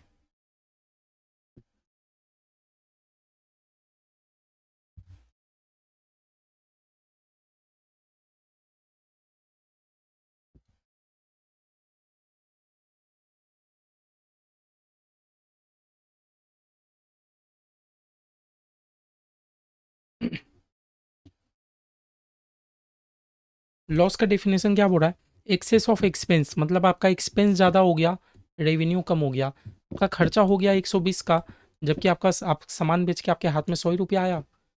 हाँ, सामान बेचे, आपके हाथ में 100 ही रुपया आया, जबकि आपका खर्चा था 120 का। तो दैट मीन्स यहाँ पर आप 20 रुपया लॉस में चले गए। क्लियर है, डेफिनेशन क्लियर है, बताओ। मैं बार बार बोल रहा हूँ, एक भी डेफिनेशन याद नहीं करना, बस आप लोग को सारा डेफिनेशन समझना है। मैं आप लोग को डेफिनेशन बुक से मार्क करवा सकता हूँ, लेकिन देख रहे हो बुक में कितना बड़ा बड़ा है, इसलिए मैं आप लोग को एकदम छोटा छोटा करके मैं आप लोग को एकदम लिखा दे रहा हूँ, ताकि आप लोग को पढ़ने में एकदम ईजी रहे। ठीक है, क्लियर है, ये बताओ। क्लियर है। हाँ, क्लियर है।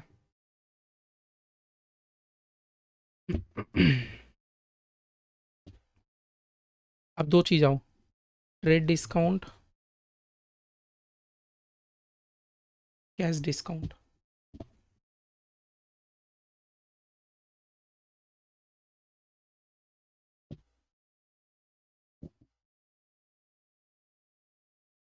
ट्रेड डिस्काउंट क्या होता है, कैश डिस्काउंट क्या होता है, दो चीज़ आओ आप लोग को मैं समझाता हूँ। ठीक है, पहले बोलो ऊपर का पांचों एकदम क्लियर है। एकदम ऊपर का पांचों आप लोग को क्लियर हो चुका। ठीक है। हम्म। ठीक है। अब आप लोग को देखो, trade discount cash discount actually में होता क्या है। आप लोग बहुत बार देखे होगे, बहुत बार क्या, आजकल तो मतलब ट्रेडिशन ही चल रहा है। फ्लिपकार्ट चल खोल लो, या मॉल में चल जाओ, या कुछ भी खोल लो, जेप्टो ब्लिंकिट जो खोलना है खोल लो। हम्म। मान लो एक ठो उधर सामान बिक रहा है। एक ठो सामान बिक रहा है। एक ठो सामान बिक रहा है, शर्ट। हाँ, शर्ट का प्राइस है नीचे। शर्ट का प्राइस है नीचे, हाँ, 3000। काट के दिया गया है 1500। मेरा कोचिंग के वेबसाइट में चले जाओ, नीचे प्राइस दिया गया है 2999, काट के है 1999। तो भैया ये क्या है, ये डिस्काउंट है क्या। हाँ भैया डिस्काउंट तो है ही, लेकिन वो कौन सा डिस्काउंट है, ये पता है कैसा डिस्काउंट है। ये होता है ट्रेड डिस्काउंट। ये होता है ट्रेड डिस्काउंट। ये कौन सा डिस्काउंट है भैया, ट्रेड डिस्काउंट है। इसको हम लोग कौन सा डिस्काउंट यूज़ करते हैं, ट्रेड डिस्काउंट है ना। जो आपके लिस्ट प्राइस में डिडक्ट करके आपको अमाउंट दिखाया जाता है, ये होता है ट्रेड डिस्काउंट। मुझे ये भी तो एक तरीका का डिस्काउंट ही है। मेरे कोचिंग में भी तो 299, 2999 ऑफ करके 1999 आप लोग को दिख रहा होगा, तो ये कौन सा डिस्काउंट है भैया, ट्रेड डिस्काउंट है ना। ट्रेड डिस्काउंट है। और ये 1999 के ऊपर में मैं आप लोग को जो एक्स्ट्रा 20% डिस्काउंट दे रहा हूँ, हाँ, वो हो गया भैया कैश डिस्काउंट। नहीं समझ आया भैया, नहीं। नहीं समझ आया। चलो, एक बार हम लोग लिखते हैं, एक बार लिखते हैं। हम्म,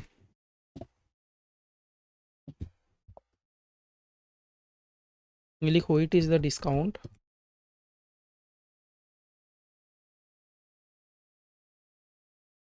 अलाउड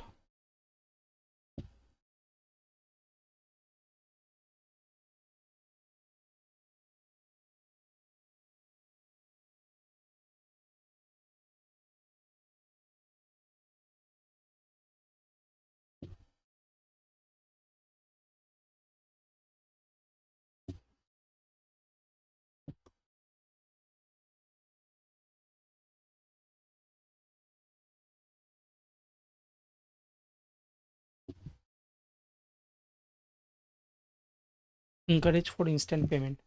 ठीक है, देखो ट्रेड डिस्काउंट, कैश डिस्काउंट, मैंने आप लोग क्या बोला, it is the discount allowed by the seller. Trade discount क्या होता है, सेलर ने डिस्काउंट अलाउड किया, कंप्यूटेड ऑन इनवॉइस प्राइस। मान लो मेरा इनवॉइस था 2999 का, काट के 1999, तो भैया इनवॉइस में काट के जो आपका रहता है वो होता है आपका ट्रेड डिस्काउंट। जबकि कैश डिस्काउंट क्यों दिया जाता है कि देखो जो इंस्टेंट मेरा अभी पेमेंट करोगे आपको 20% और ऑफ मिलेगा। ठीक है, कैश डिस्काउंट क्यों दिया जाता है, ताकि इंस्टेंट पेमेंट के लिए। मान लो बाजार में हम लोग सब्जी खरीदने जाते हैं ना, हाँ सब्जी खरीदने जाते हैं, सबसे पहले क्या होता है, सबसे पहले क्या होता है, सबसे पहले हम लोग कम करा लेते हैं, कम करा लेते हैं, 30 का आलू 25 में ले लिए, 30 का आलू 25 में ले लिए, वो हो गया भैया ट्रेड डिस्काउंट। फिर जब बहुत सारा सब्जी ले लिया हम लोग, जब पेमेंट करने जाते हैं 210 का बिलिंग होता है, हम लोग बोलते हैं पूरा पूरी 200 लो, पूरा पूरी 200 लो। तो उस टाइम हम लोग को सामने वाला अलाउ क्यों कर देता है कि पूरा रुपया मुझे तो अभी मिल ही जा रहा है, चलो 10 रुपये और डिस्काउंट दे दिया। होता है कि नहीं, होता है कि नहीं। तो सारा डिस्काउंट एक ट्रेड डिस्काउंट होता है, एक कैश डिस्काउंट होता है। ठीक है, हमेशा याद रखना, ट्रेड डिस्काउंट को हम लोग अपने अकाउंटिंग में रिकॉर्ड नहीं करते, ट्रेड डिस्काउंट को हम लोग अकाउंटिंग में रिकॉर्ड नहीं करते, कैश डिस्काउंट को हम लोग रिकॉर्ड करते हैं। ठीक है, ट्रेड डिस्काउंट को हम लोग रिकॉर्ड नहीं करते। ठीक है, जैसे मान लो आप लोग जो भी बच्चे ट्यूशन क्लासेस खरीदे हो, जो भी खरीदे हो, तो मैं अपना मतलब अपना जब भी मैं रिकॉर्डिंग करूंगा अकाउंटिंग में, तो मैं 12999 लिख के करूंगा कि 1999 लिख के ही करूंगा। भैया 1999 ही लिख के करोगे, मैं 2999 लिखूंगा ही नहीं। Trade discount not recorded in accounting. Trade discount को हम लोग अकाउंटिंग में रिकॉर्ड नहीं करते हैं, जबकि कैश डिस्काउंट को हम लोग रिकॉर्ड कर देते हैं। चलो मैं आप लोग को समझाता हूँ। देखो मेरा ट्यूशन का प्राइस क्या था, 2999। मैंने आप लोग को डिस्काउंट कितना दिया, 1000 का। फाइनल प्राइस क्या आया था, 1999 का। मैंने एक्स्ट्रा 20% और डिस्काउंट दे दिया, 400 का। फाइनल पेबल कितना आया, 1599। यही तो हुआ भैया। सबसे पहले ये तो जो मैंने डिस्काउंट दिया, ये कौन सा डिस्काउंट है, ट्रेड डिस्काउंट। ये आप लोगों को समझ ही आ रहा है क्योंकि ये पहले से ही कटा हुआ है। और जो एक्स्ट्रा 20% मैं डिस्काउंट आप लोग को दे रहा हूँ, ये कैसा टाइप का डिस्काउंट है, ये कैश डिस्काउंट है, ये कैश डिस्काउंट है। क्यों मैंने आप लोग को कैश डिस्काउंट दिया, ताकि आप लोग एकदम प्रॉम्प्ट पेमेंट कर दो, इंस्टेंट पेमेंट कर दो। हम लोग होता है ना, हम लोग कैश डिस्काउंट सुन के हम लोग चले जाते हैं एकदम जल्दी से। ठीक है, अब यह बताओ, जब भी मैं अपना रिकॉर्ड करूंगा, जब भी मैं अपने बुक्स में रिकॉर्ड करूंगा कि जो जो बच्चे ने खरीदा, मैं 2999 में रिकॉर्ड नहीं करूंगा, क्योंकि ट्रेड डिस्काउंट अकाउंटिंग में रिकॉर्ड ही नहीं होता। तो हर चीज़ पता है रिकॉर्ड क्या इसमें होगा, 1999 में ही। क्योंकि बोला जाता है, आप खुद सोच के देखो ना, कोई भी अपने पास से लॉस करके क्यों डिस्काउंट देगा। आप ये बात सोचो, आज हम लोग मॉल में जाते हैं, 20,000 का चीज़ 10,000 में, तो सामने वाला क्या आपको 10,000 लॉस करके चीज़ दे रहा है। आप खुद सोचो, होता है कि नहीं। 20,000 काट के 10,000, तो सामने वाला आपको अपने पास से थोड़ी लॉस करके सामान दे रहा है। इसीलिए ट्रेड डिस्काउंट को हम लोग अकाउंटिंग में रिकॉर्ड ही नहीं करते। हम लोग अकाउंटिंग में 1999 बोल के ही रिकॉर्ड करेंगे, और एक्स्ट्रा 400 रुपया जो मैंने आपको कैश डिस्काउंट दिया, ये मैं डिस्काउंट अलाउड बोल के रिकॉर्ड कर दूंगा। समझे, ये होता है कॉन्सेप्ट, ये होता है कॉन्सेप्ट। मेरे ख्याल से अब आप लोग ट्रेड डिस्काउंट कैश डिस्काउंट समझ गए होगे कि क्या होता है ट्रेड डिस्काउंट, क्या होता है कैश डिस्काउंट। Clear, clear. ठीक है, ट्रेड डिस्काउंट अकाउंटिंग में रिकॉर्ड नहीं होता। चलो एक बार पढ़ लेते हैं। ट्रेड डिस्काउंट बोलता है, it is the discount usually allowed by the wholesaler to the retailer, computed on the list price और इनवॉइस प्राइस। फॉर एग्जाम्पल, एक टीवी का लिस्ट प्राइस कितना है, 15,000 रुपया। The wholesaler allow 20% discount, this means retailer को वो TV मिल जाएगा 12,000 में। ठीक है, होल टीवी का दाम था 15,000, 20% डिस्काउंट दिया, 12,000 में मिल गया। तो अब रिटेलर उस चीज़ को 15,000 में ही रिकॉर्ड करे कि 12,000 में करे, भैया 15 में नहीं करेगा। ट्रेड डिस्काउंट रिकॉर्ड नहीं करते अकाउंट में, 12 में ही करो। एंड एक्सपेक्टेड टू सेल, ठीक है। Thus the trade discount enable the retailer to make profit by selling, ठीक है। This trade discount is not record in books of account. Trade discount को हम लोग बुक्स ऑफ अकाउंट्स में record ही नहीं करते। ठीक है, in the above example transaction will be recorded at 12,000। हम लोग ट्रांजेक्शन कितना का मानेंगे, 15 का मानेंगे कि 12 का। अब लोग भैया 15 का मानो, 15 में तो डिस्काउंट दिया नहीं, 12 का मानो। ट्रेड डिस्काउंट था, ट्रेड डिस्काउंट को हम लोग रिकॉर्ड ही नहीं करते अकाउंट्स में। ठीक है, मेरे केस में भी आप लोग ट्रांजेक्शन कितना का बोलोगे, हाँ 2999 का बोलोगे कि 1999 का, भैया 1999 का ही बोलेंगे। हाँ, क्योंकि ट्रेड डिस्काउंट तो रिकॉर्ड नहीं होता। कैश डिस्काउंट क्या होता है, it is allowed to encourage prompt payment by the debtor. हम लोग कैश डिस्काउंट क्यों देते हैं कि आप एकदम इंस्टेंट पेमेंट कर दो। मान लो मैंने किसी डेटर को 1000 रुपये का सामान बेचा, वो डेटर बोल रहा है मैं आप लोग को 2 महीना बाद रुपया दूंगा। मैंने डेटर को बोला अभी के अभी पेमेंट कर दो, 100 रुपया डिस्काउंट ले जा, है ना। तो ये हो गया cash discount. It has to be recorded in the books of accounts. Cash discount को हम लोग बुक्स में रिकॉर्ड करते हैं। समझ आया? क्लियर है? देखो, एक लिस्ट प्राइस था 15,000 का, जिसमें 20% का ट्रेड डिस्काउंट था और कैश डिस्काउंट है 2% का। The first trade discount of 3,000 हाँ will be deducted and the cash discount will be calculated. समझ आ गया? क्लियर है? बस आप लोग को इतना उतना ध्यान रखना है कि ट्रेड डिस्काउंट रिकॉर्ड नहीं होता, कैश डिस्काउंट को आप आराम से रिकॉर्ड कर सकते हो। Clear clear clear. हम्म, ठीक है, यहाँ तक क्लियर। हम्म, ये सब अभी नहीं पढ़ना हमें, ये सब अभी नहीं पढ़ना।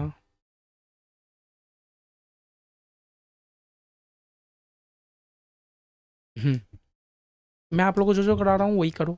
बाद बाकी जो डेफिनेशन है हम लोग का, जो चैप्टर 2 है ना, इंट्रोडक्शन ऑफ कॉर्पोरेट अकाउंटिंग, सब वहाँ पर आप लोग का क्लियर हो जाएगा। बस आप लोग को जस्ट जितना करा रहा हूँ आप लोग उतना करते रहो, ठीक है। बाद बाकी आपका सब एकदम क्लियर हो जाएगा।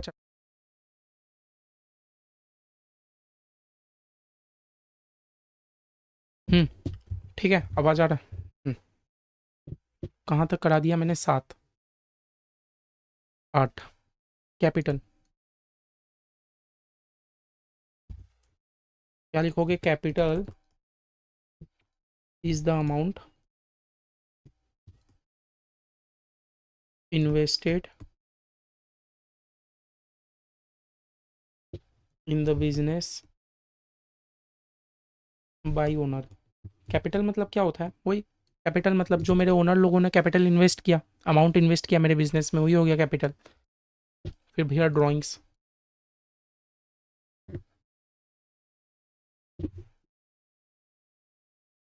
It represent owner withdraws cash goods और अदर एसेट्स फ्रॉम बिजनेस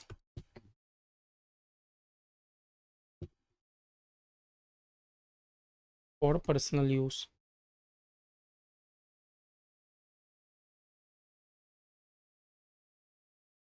ठीक है।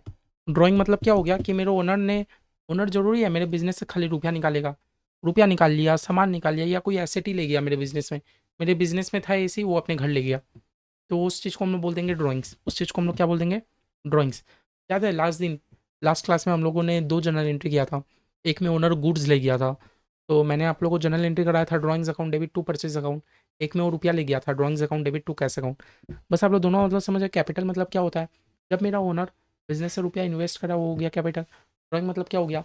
जब मेरा ओनर मेरे बिजनेस से आइदर रुपया ले गया, हाँ, आइदर कुछ सामान ले गया, आइदर एसेट ही ले गया, वो हो गया मेरा ड्राइंग्स। क्लियर है? ठीक है, ये भी नहीं करना, ये भी नहीं करना, ठीक है। क्लियर है इतना? ये बताओ। अब भैया क्रेडिटर का तो आप लोगों को मतलब पता ही है। क्रेडिटर का मतलब मेरे को जिनको रुपया देना है, मैंने किसी से उधारी में सामान खरीद के रखा है। चलो, ये नॉट डेफिनेशन मैंने आप लोगों को करवाया। जो जो करवा करवा रहा हूँ वो एकदम क्लियर करते चलो। हाँ, जो अभी पहला टेस्ट होगा मैं आप लोग से कुछ भी पूछ सकता हूँ, पढ़वा मैंने बता दिया, ठीक है। अब आते हैं भैया single entry system, double entry system. आते हैं भैया single entry system, double entry system. अब मेरे पास 2 चीज़ें हैं। हाँ, single entry system, double entry system, ये क्या होता है? देखो एक्चुअली क्या होता है, आप लोग देखे होंगे, आप लोग जाते हो ना कहीं पर भी, मान लो कोई कपड़े की दुकान में, कोई कपड़े की दुकान में आप लोग जाते हो, मान लो साड़ी की दुकान में गए, आप लोगों ने साड़ी खरीदा, 4 ठो साड़ी खरीद लिया। उन्होंने आपको बस एक बिल दे दिया। वो आपको क्या किए, बस पेन उठाए, पेन में एक ठो बिल दे दिया। हाँ, ये साड़ी इतना रुपया, ये साड़ी इतना रुपया, ये साड़ी इतना रुपया, ये साड़ी इतना रुपया, ऊपर में आपका नाम। तो भैया पता है वो लोग कौन सा सिस्टम फॉलो कर रहे हैं? वो लोग सिंगल एंट्री सिस्टम फॉलो कर रहे हैं। सिंगल एंट्री, है ना, कि एक साड़ी इतने में बेचे, एक साड़ी इतने में बेचे। जबकि हमारा डबल एंट्री सिस्टम क्या बोलता है कि हर ट्रांजैक्शन के 2 पहलू है। जैसे मान लो मैं किसी से सामान खरीद रहा हूँ, तो 2 पहलू क्या है? एक ठो तो मेरे पास सामान आया, दूसरा पहलू ये है कि मेरे पास से रुपया गया। ये होता है डबल एंट्री सिस्टम। तभी तो डबल एंट्री सिस्टम के अकॉर्डिंग हम लोग हर ट्रांजैक्शन में एक चीज़ को डेबिट कर रहे थे, एक चीज़ को क्रेडिट कर रहे थे। आप लोगों को समझ आ रहा था कि नहीं? है ना? सिंगल एंट्री सिस्टम में क्या होता है? कुछ नहीं, मैंने सामान खरीदा, मैंने उनको बेच दिया, मैंने उनको पेमेंट कर दिया, ये था single entry system. Double entry system क्या बोलता है? आपने सिर्फ खरीदा नहीं, आपके पास सामान आया, दूसरे एंगल से आपके पास से रुपया गया। कुछ और एग्जांपल ले लो, मैंने सैलरी दिया, डबल एंट्री सिस्टम बोलता है आपने रुपया पेमेंट किया और आपने एक खर्चा किया सैलरी का। दो पहलू है सारे ट्रांजैक्शन का, था नहीं था कि नहीं था? तभी तो हम लोग हर चीज़ को, एक चीज़ को डेबिट कर रहे थे, एक चीज़ को क्रेडिट कर रहे थे। जबकि सिंगल एंट्री सिस्टम कुछ नहीं बोलता। सिंगल एंट्री बोलता है खाली वन साइडेड अकाउंटिंग एंट्री हम लोग फॉलो करेंगे। ठीक है? सिंगल एंट्री बोलता है हम लोग खाली वन साइडेड एंट्री फॉलो करेंगे, हम लोग को डबल एंट्री से मतलब ही नहीं है। मैंने बस सैलरी दे दिया, हो गया काम। मैंने बस सामान खरीद लिया, मैंने बस सामान बेच दिया, ठीक है, मैंने बस रेंट का पेमेंट कर दिया, मैंने लैपटॉप खरीद लिया। हर सिंगल एंट्री में एक एक ही ट्रांजेक्शन होता है। आप देखने ही जाओ ना, आप बाजार से कुछ भी खरीदने चले जाओ, आपको एक नॉर्मल सा वो लोग है ना, हाथ से लिखा हुआ एक ठो बिल दे देंगे। वो हो गया भैया सिंगल एंट्री का परफेक्ट एग्जाम्पल। ठीक है? जबकि हम लोग जो कर रहे थे, हम लोग अकाउंटिंग में क्या सीखेंगे? Double entry. हम लोग अकाउंटिंग में क्या सीख रहे हैं? Double entry. Double entry. आपको लग रहा है आपने परचेस किया? नहीं, मैं इसको दो पहलू से देख रहा हूँ। मैंने परचेस किया, बदले में रुपया दिया। हाँ? आपको लग रहा है आपने अमरीश से परचेस किया? हाँ? सिंगल एंट्री में क्या हो जाएगा कि आपने खाली सामान खरीदा, मैं बोल रहा हूँ नहीं, सामान देने वाला अमृत था, खरीदा मैंने, बस। हर ट्रांजैक्शन का देख लो दो दो पहलू है। इसीलिए डबल एंट्री में हम लोग क्या करते हैं? हर चीज़ को डेबिट करते हैं, हर चीज़ को क्रेडिट करते हैं। ठीक है?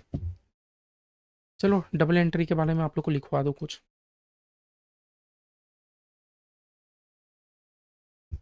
Double entry system. तो हम लोग अकाउंटिंग में क्या फॉलो कर रहे हैं? सिंगल एंट्री सिस्टम की double entry system? Double entry system, है ना? हम लोग अपने अकाउंटिंग में क्या फॉलो कर रहे हैं? Double entry system. हर एक ट्रांजैक्शन का डेबिट होगा और हर एक ट्रांजैक्शन क्रेडिट होगा। ठीक है? और आप लोगों को पता है यही डबल एंट्री के सिस्टम से तो हमारा ट्रायल बैलेंस मैच होना चाहिए। क्योंकि समझो ना, आप जितना रुपया का डेबिट कर रहे हो, आप तो उतना ही रुपया का क्रेडिट कर रहे हो। कहीं पर भी मिस मैच हो रहा है? आप जितना रुपया का डेबिट किया उतना ही रुपया का क्रेडिट किया। 4 लाख का आपने डेबिट किया, 4 लाख का आपने क्रेडिट किया। तो इस हिसाब से आपका लेजर मैच होना चाहिए और ट्रायल बैलेंस तो आपका मैच होना ही चाहिए। क्यों आप लोग को एकदम सोच में नहीं पड़े कि भैया ट्रायल बैलेंस एग्जैक्ट कैसे मैच हो जाता है? होगा ही ना, क्योंकि आपने जर्नल में एग्जैक्ट मार दिया ना। मान लो अगर आप कहीं पर 4 लाख का डेबिट करते, 3,90,000 का क्रेडिट कर देते, तब तो आपका ट्रायल बैलेंस से पक्का डिफरेंस आ जाता। लेकिन अब आपका ट्रायल बैलेंस मैच क्यों है? क्योंकि आपने हर जर्नल एंट्री में डेबिट भी सेम रुपया का किया, क्रेडिट भी सेम रुपया का किया। समझ गए? इसलिए ये कभी मत समझना मेरा ट्रायल बैलेंस मैच मतलब मैं एकदम करेक्ट हूँ। नहीं, मैंने आप लोग को एक ठो एग्जाम्पल भी करके दिखा दिया हूँ, मिस्टर सिंघानिया वाला। वो क्या सोच रहे थे?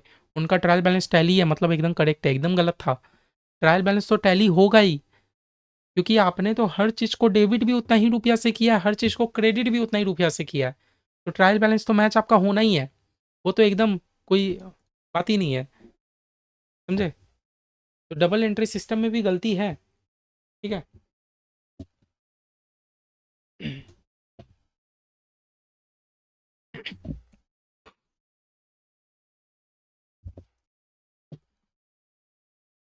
लिखो it is a method of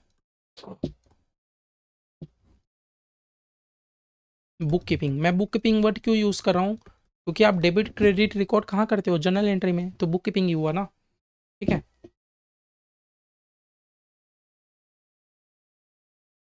that relies two sided accounting entry to maintain its information.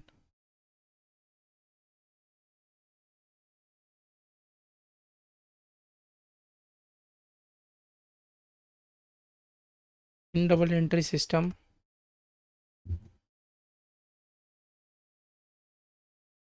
every transaction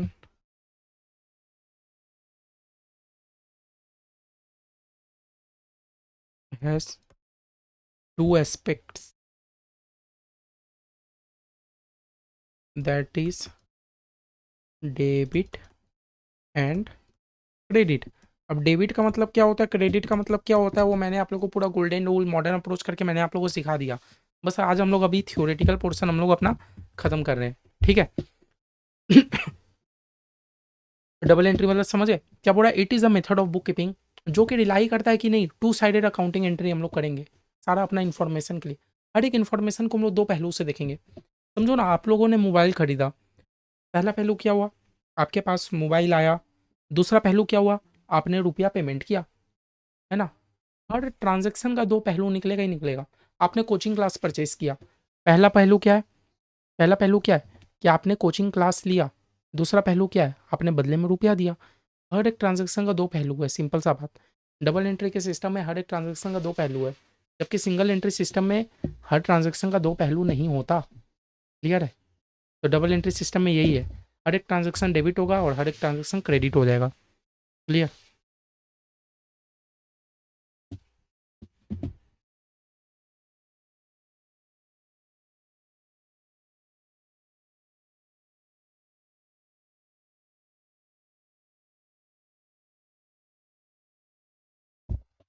clear.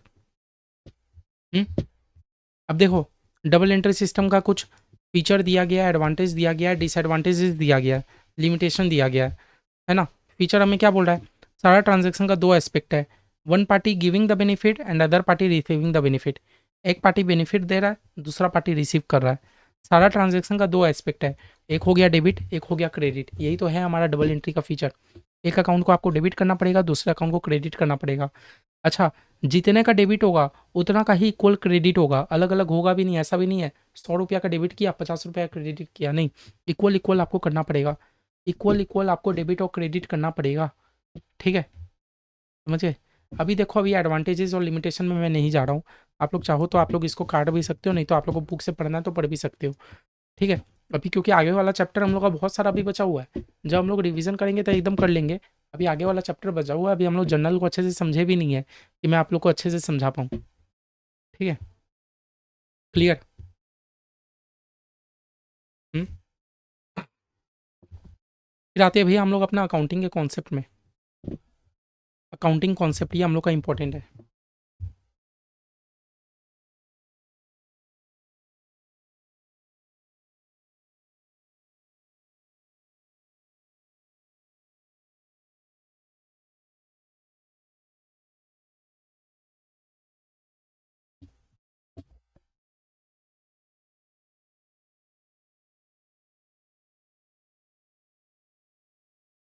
देखो, अकाउंटिंग कॉन्सेप्ट हमारा क्या बोलता है, सबसे पहला है हमारा एक्रूअल कॉन्सेप्ट। ये आप लोग को याद करना है, याद करना, आप लोग को समझना है, जो करना है करो, लेकिन ये आप लोग को अच्छा से होना चाहिए।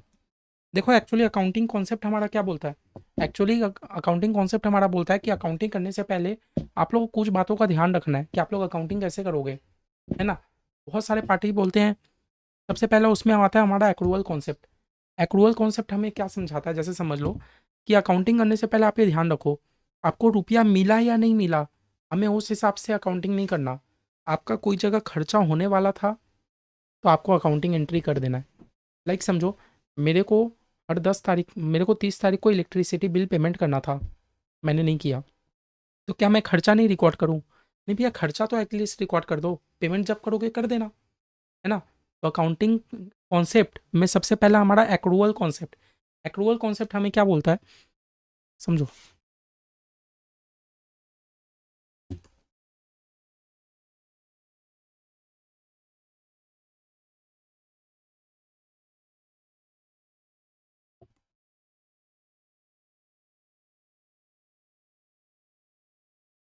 Is use to recognise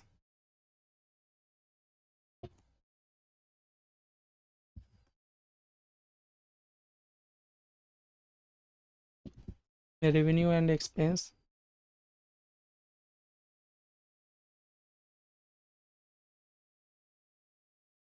been earned और consumed irrespective of the fact that money has been paid or not।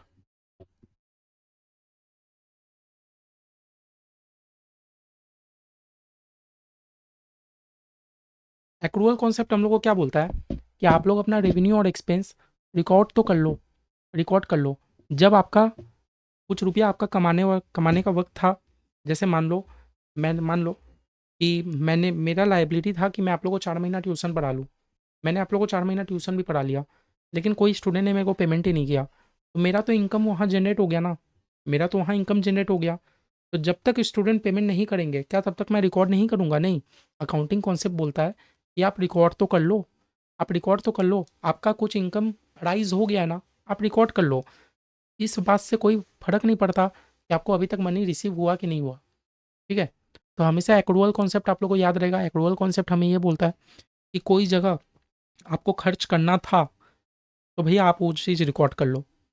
ये मत सोचो कि आपने अभी तक पेमेंट किया कि नहीं। काउंटिंग कॉन्सेप्ट हमें क्या बोलता है कि कोई जगह आपका इनकम अराइज़ हो चुका है, तो आप उस चीज़ को रिकॉर्ड कर लो, ठीक है? ये सबसे पहला कौन-सा कॉन्सेप्ट है? हमारा एक्रूअल कॉन्सेप्ट है। एक्रूअल कॉन्सेप्ट हमें क्या सिखाया? एक्रूअल कॉन्सेप्ट मीन्स ऐसे लिखो,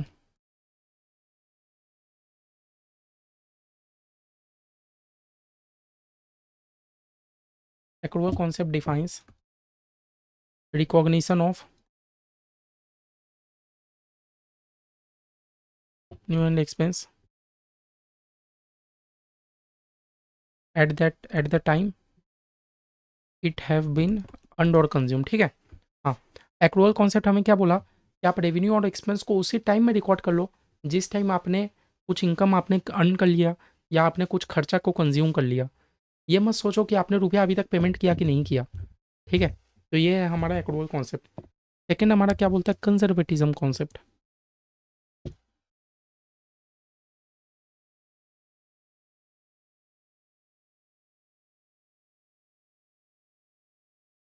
तो कंजर्वेटिज्म कॉन्सेप्ट हमें क्या बोलता है?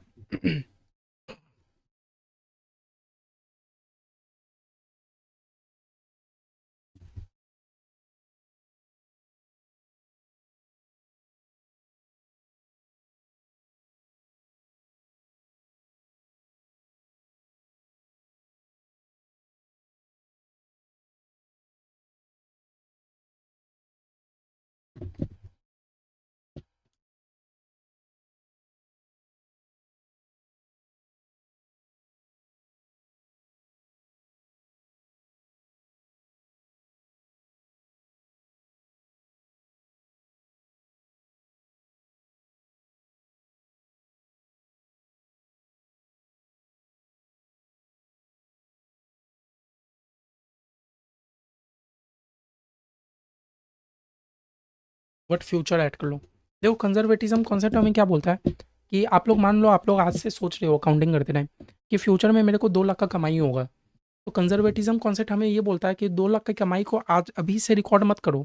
जब तक आप एकदम अब एकदम सर्टेनिटी ना हो जाए, एकदम रीजनेबल आपके पास श्योर ना हो जाओ कि आपको रुपया मिलने वाला है, तब तक आप रिकॉर्ड मत करो। जबकि आपको लगता है कि फ्यूचर में आपको कुछ खर्चा करने वाले हो, तो भैया आप उसको रिकॉर्ड कर लो, है ना? समझे? आपको अगर लगता है फ्यूचर लॉसेस, वर्ड ये लिख लो ना।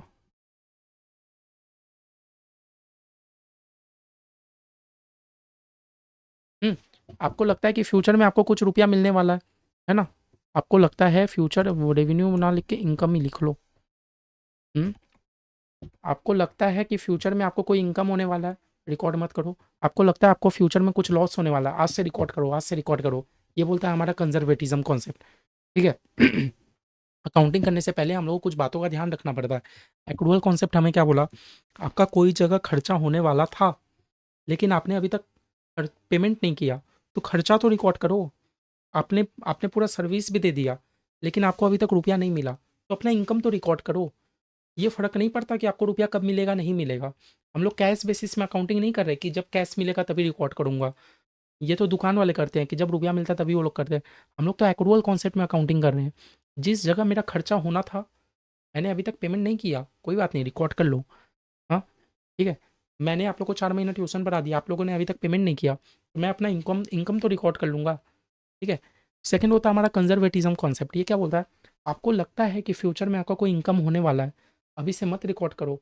जब तक आप एकदम श्योर ना हो जाओ, एकदम रीज़नेबल रीज़नेबल मतलब सर्टेनिटी ना मिल जाए कि आपको वो इनकम मिलने वाला है, तब तक आप रिकॉर्ड मत करो। जबकि आपको लगता है कि आपका फ्यूचर में कोई खर्चा होने वाला है, तो वो फ्यूचर में खर्चा होने वाला है या फ्यूचर में कोई लॉस होने वाला है, तो अभी से रिकॉर्ड कर लो। ये एक तरीके से हम लोग को सेव करना चाह रहा है, समझे? सेव करना चाह रहा है। क्लियर हो? एक्रूअल सीख लिए, कंजर्वेटिज्म सीख लिए, कंसिस्टेंसी। तीसरा हमारा बोलता है consistency concept.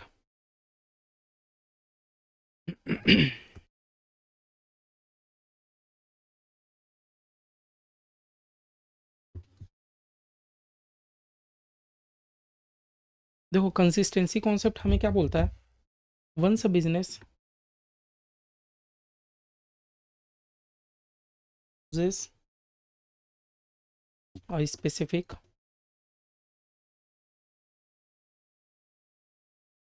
counting method, then follow consistently। देखो कंसिस्टेंसी कॉन्सेप्ट हमें क्या सिखाता है, जैसे मान लो अकाउंटिंग भी करने का ना बहुत सारा तरीका होता है, हमारे सिलेबस में भी अकाउंटिंग स्टैंडर्ड हम लोग पढ़ेंगे। जैसे मान लो हम लोग डिप्रिसिएशन देते हैं। हाँ, डिप्रिसिएशन। डिप्रिसिएशन एक्चुअली क्या होता है, मैं कोई एसेट को यूज़ कर रहा हूँ तो उसका ड्यूरिंग द लाइफ टाइम उसका वैल्यू डाउन होते रहता है, वो होता है डिप्रिसिएशन। अब वो डिप्रिसिएशन करने का ना अकाउंटिंग स्टैंडर्ड ही हमें बोलता है, एक होता है स्ट्रेट लाइन मेथड, एक होता है रिटर्न डाउन मेथड। दो तरीका बोल के रखा है। मैं एक साल कर रहा हूँ स्ट्रेट लाइन मेथड, मैं एक साल कर रहा हूँ रिटर्न डाउन वैल्यू मेथड, एक साल कर रहा हूँ स्ट्रेट लाइन मेथड, एक साल कर रहा हूँ रिटर्न डाउन वैल्यू मेथड। ये तो सही नहीं है ना। इसीलिए कंसिस्टेंसी कॉन्सेप्ट हमें क्या बोलता है, एक बार आप कोई मेथड को अडॉप्ट कर लिए तो प्लीज़ उसके साथ कंसिस्टेंटली चलो। हर साल चेंज करने से क्या होगा, मेरे यूज़र्स लोग रीड करेंगे ना फाइनेंशियल स्टेटमेंट, मेरे को यूज़र लोग को बताना पड़ेगा ना, वो लोग को भी दिक्कत आएगा समझने में, फिर हम लोग को भी इंटरप्रेट करने में दिक्कत आएगा कि एक साल तो मैंने ये किया, एक साल तो मैंने ये किया। समझ रहे? क्लियर है? कंसिस्टेंसी हो गया।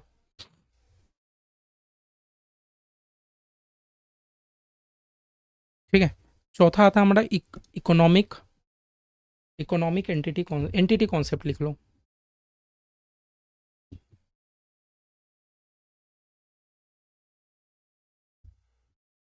एंटिटी कॉन्सेप्ट का मतलब क्या होता है, owners are different from the business. Hmm. Owners, personal transaction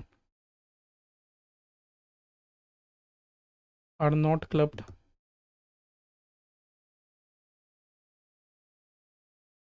in the business. Entity concept हमें क्या बोलता है कि सुनो, ओनर अलग है, बिजनेस अलग है।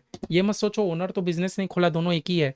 बिजनेस में तो उसका ट्रांजेक्शन रिकॉर्ड हो ही रहा है, ओनर का पर्सनल ट्रांजेक्शन भी मेरे बिजनेस में ही रिकॉर्ड कर दो। नहीं, एंटिटी कॉन्सेप्ट हमें ये बोलता है कि आप अकाउंटिंग कर रहे हो, आप ये बात का ध्यान रखो, ओनर का पर्सनल ट्रांजेक्शन अलग रिकॉर्ड होगा, बिजनेस का ट्रांजेक्शन अलग रिकॉर्ड होगा। समझ रहे हो? ये हमें अकाउंटिंग करने से पहले हमें कुछ बता रहा है, कुछ बता रहा है। सबसे पहले एक्रूअल कॉन्सेप्ट, हम लोग अकाउंटेंट है, हम लोग सोच रहे हैं ये ट्रांजैक्शन को रिकॉर्ड करे या ना करे, मैंने तो अभी तक पेमेंट नहीं किया। एक्रूअल कॉन्सेप्ट हमें बोलता है कहीं पर आपका इनकम अराइज हो चुका है, आप रिकॉर्ड कर लो। कहीं पर आपका खर्चा हो चुका है, भले ही आपने अभी तक पेमेंट नहीं किया, आप उसको रिकॉर्ड कर लो। कंजर्वेटिज्म कॉन्सेप्ट हमें क्या बोलता है, आपको लग रहा है कि फ्यूचर में आपको बहुत बड़ा प्रॉफिट होने वाला है, तब तक रिकॉर्ड मत करो जब तक रीजनेबल सर्टिनिटी ना आ जाए कि आपको रुपया मिलने वाला है, और आपको लगता है फ्यूचर में आपका लॉस होने वाला है, पहले से रिकॉर्ड कर लो। ठीक है।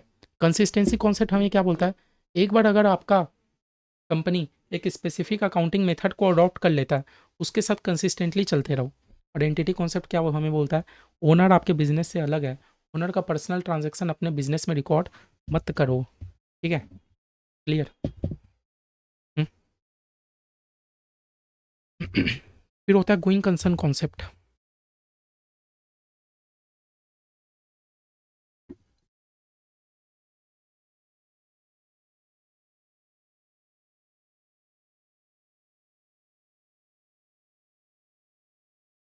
देखो गोइंग कंसर्न कॉन्सेप्ट क्या होता है,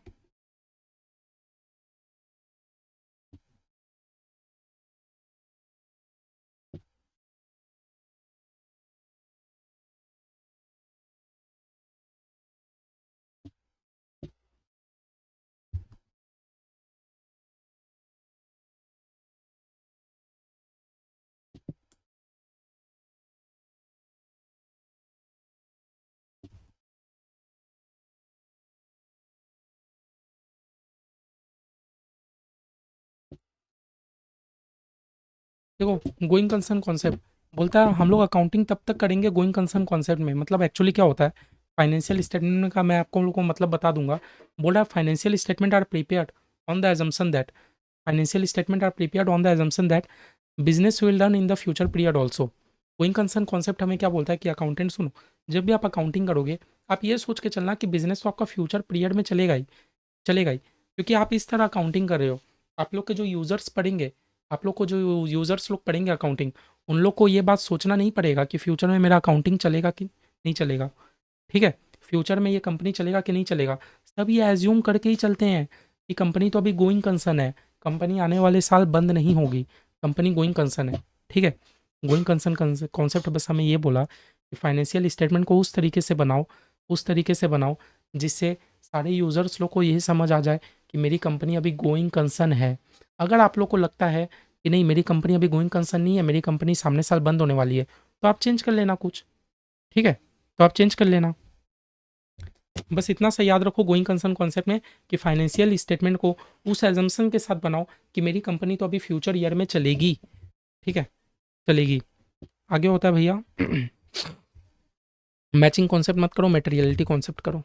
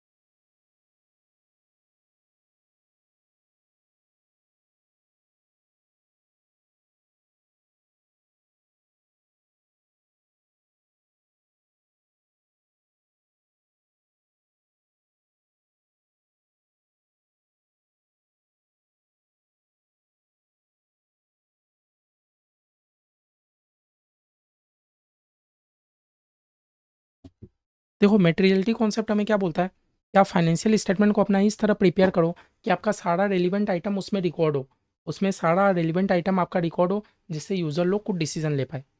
ठीक है, मेटेरियलिटी कॉन्सेप्ट बस हमें ये बताया। इसमें हम लोग को उतना लोड नहीं लेना, बस हम लोग को इतना ध्यान रखना है कि हमारा कुछ अकाउंटिंग कॉन्सेप्ट है, अकाउंटिंग स्टार्ट करने से पहले हम लोग कुछ बातों का ध्यान रखना है।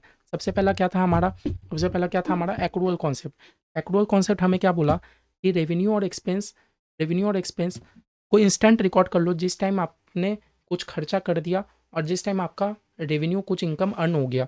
भले ही ये डिपेंड नहीं करता कि मेरे को रुपया मिला कि नहीं मिला। ठीक है, कंजर्वेटिज्म कॉन्सेप्ट हमें क्या बोलता है कि फ्यूचर में आपका कोई इनकम हो रहा है उसको तब तक रिकॉर्ड मत करो जब तक रीजनेबल सर्टिनिटी ना हो जाए मिलने का, और फ्यूचर में आपको लगता है कोई लॉस होने वाला है, बड़ा लॉस होने वाला है, उसको अभी से रिकॉर्ड कर लो। ठीक है, ठीक है, ज़्यादा से ज़्यादा क्या होगा, मेरा लॉस नहीं होगा तो मैं तो सेफ़ ही हूँ, मैं तो अभी से उसको रिकॉर्ड करके चल रहा हूँ। कंसिस्टेंसी कॉन्सेप्ट हमें क्या बोलता है, एक बार बिजनेस कुछ स्पेसिफिक अकाउंटिंग मेथड ले ले, अडॉप्ट कर ले, तो उसके साथ कंसिस्टेंटली चलते रहो। एंटिटी कॉन्सेप्ट हमें क्या बोलता है, ओनर और बिजनेस दोनों एक दूसरे से अलग है और दोनों के पर्सनल ट्रांजेक्शन को एक साथ क्लब मत करो। गोइंग कंसर्न कॉन्सेप्ट हमें क्या बोलता है कि फाइनेंशियल स्टेटमेंट को इस तरह बनाओ, इस एजम्पशन के साथ बनाओ कि मेरा बिजनेस अभी फ्यूचर ईयर में चलेगा, है ना, फ्यूचर ईयर में चलेगा।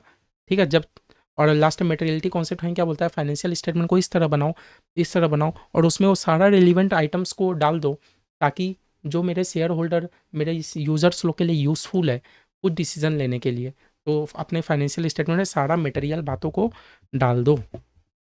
ठीक है, तो ये हो गया आप लोग का अकाउंटिंग कॉन्सेप्ट। देखो टाइप ऑफ अकाउंट, डेबिट और क्रेडिट मैंने आप लोग को करा ही दिया, पर्सनल करा दिया, रियल करा दिया, नॉमिनल करा दिया, गोल्डन रूल करा दिया। ठीक है, सब करा दिया। जर्नल,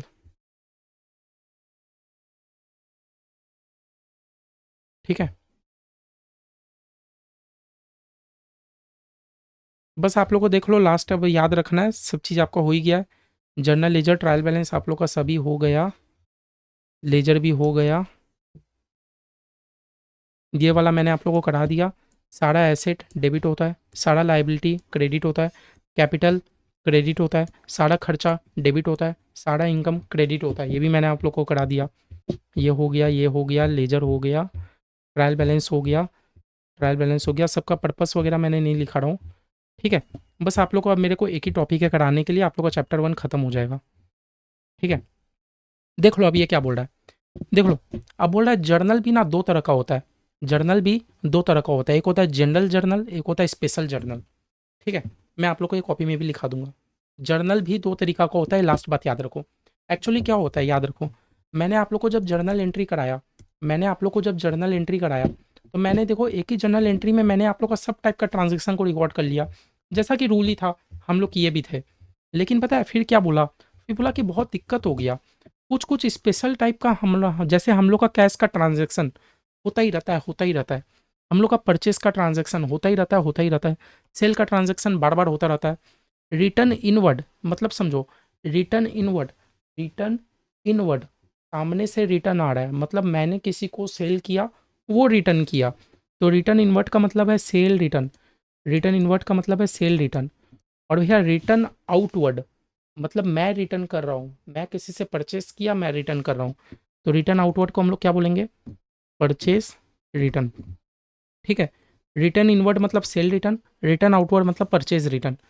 ठीक है, तो बोला बार बार मैं सामान खरीदता हूँ तो मेरे को रिटर्न करना भी पड़ता है, नहीं तो कस्टमर बार बार रिटर्न करते हैं, ये होता रहता है, होते रहता है, एक बिजनेस में कंसिस्टेंटली होता रहता है। अब बोला एक कैश का ट्रांजेक्शन को, परचेज सेल का ट्रांजेक्शन को बार बार अगर मैं ये मिक्सचर वाला जर्नल एंट्री में रिकॉर्ड कर दूँ तो एक तरीके से दिक्कत होगा, एक तरीके से दिक्कत होगा, है ना, होगा कि नहीं। तो इसीलिए क्या बोला गया, जो ट्रांजेक्शन आपके बिजनेस में डे टू डे एकदम कंटिन्यूअस होता रहता है, उसके लिए अलग टाइप का जर्नल कर लो। उसके लिए हम लोग क्या बना लेंगे, हर एक अलग अलग बुक बना लेंगे, जर्नल एंट्री ही है वो भी।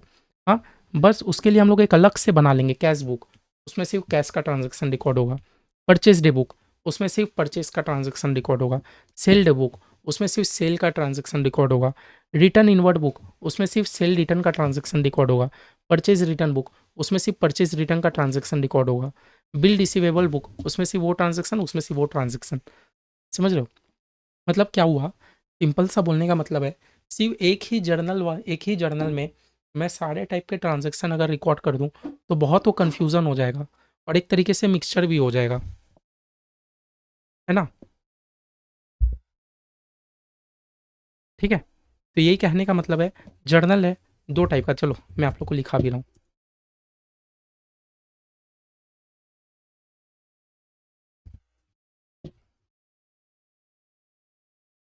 जर्नल दो टाइप का,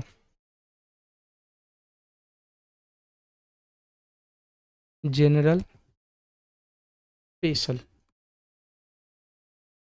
स्पेशल जर्नल में मेरा क्या क्या आ गया, चलो देखते हैं, स्पेशल जर्नल में मेरा क्या क्या आ गया। कैश बुक, सारा कैश का ट्रांजैक्शन कैश बुक में, है ना। Sale day book, sales day book, सारा सेल का ट्रांजैक्शन सेल डे बुक में। परचेज डे बुक, सारा परचेज का ट्रांजैक्शन परचेज डे बुक में, है ना। जर्नल जर्नल ही है ये भी। अच्छा, रिटर्न इनवर्ड, रिटर्न इनवर्ड मतलब मैंने आप लोगों को क्या बोला कि सामने से रिटर्न आ रहा है, सेल रिटर्न, है ना, वो रिटर्न इनवर्ड बुक में। रिटर्न आउटवर्ड, रिटर्न आउटवर्ड का मतलब क्या हो गया, परचेज रिटर्न, सारा परचेज रिटर्न का ट्रांजैक्शन रिटर्न आउटवर्ड बुक में। फिर भैया हो गया दो, bill receivable, bills payable. Receivable book, receivable मतलब समझ गए कि मैं उधारी सामान बेच रहा हूँ। बिल्स पेबल, नहीं तो आप लोग रिसीवेबल पेबल को एक बार साइड ही रखो, नहीं तो ये लिख ही लो, नहीं तो एक्चुअली। और बिल्स पेबल, और जितना भी मेरे को पे करना है किसी को, वो एक अलग बुक, है ना। Rest all the transaction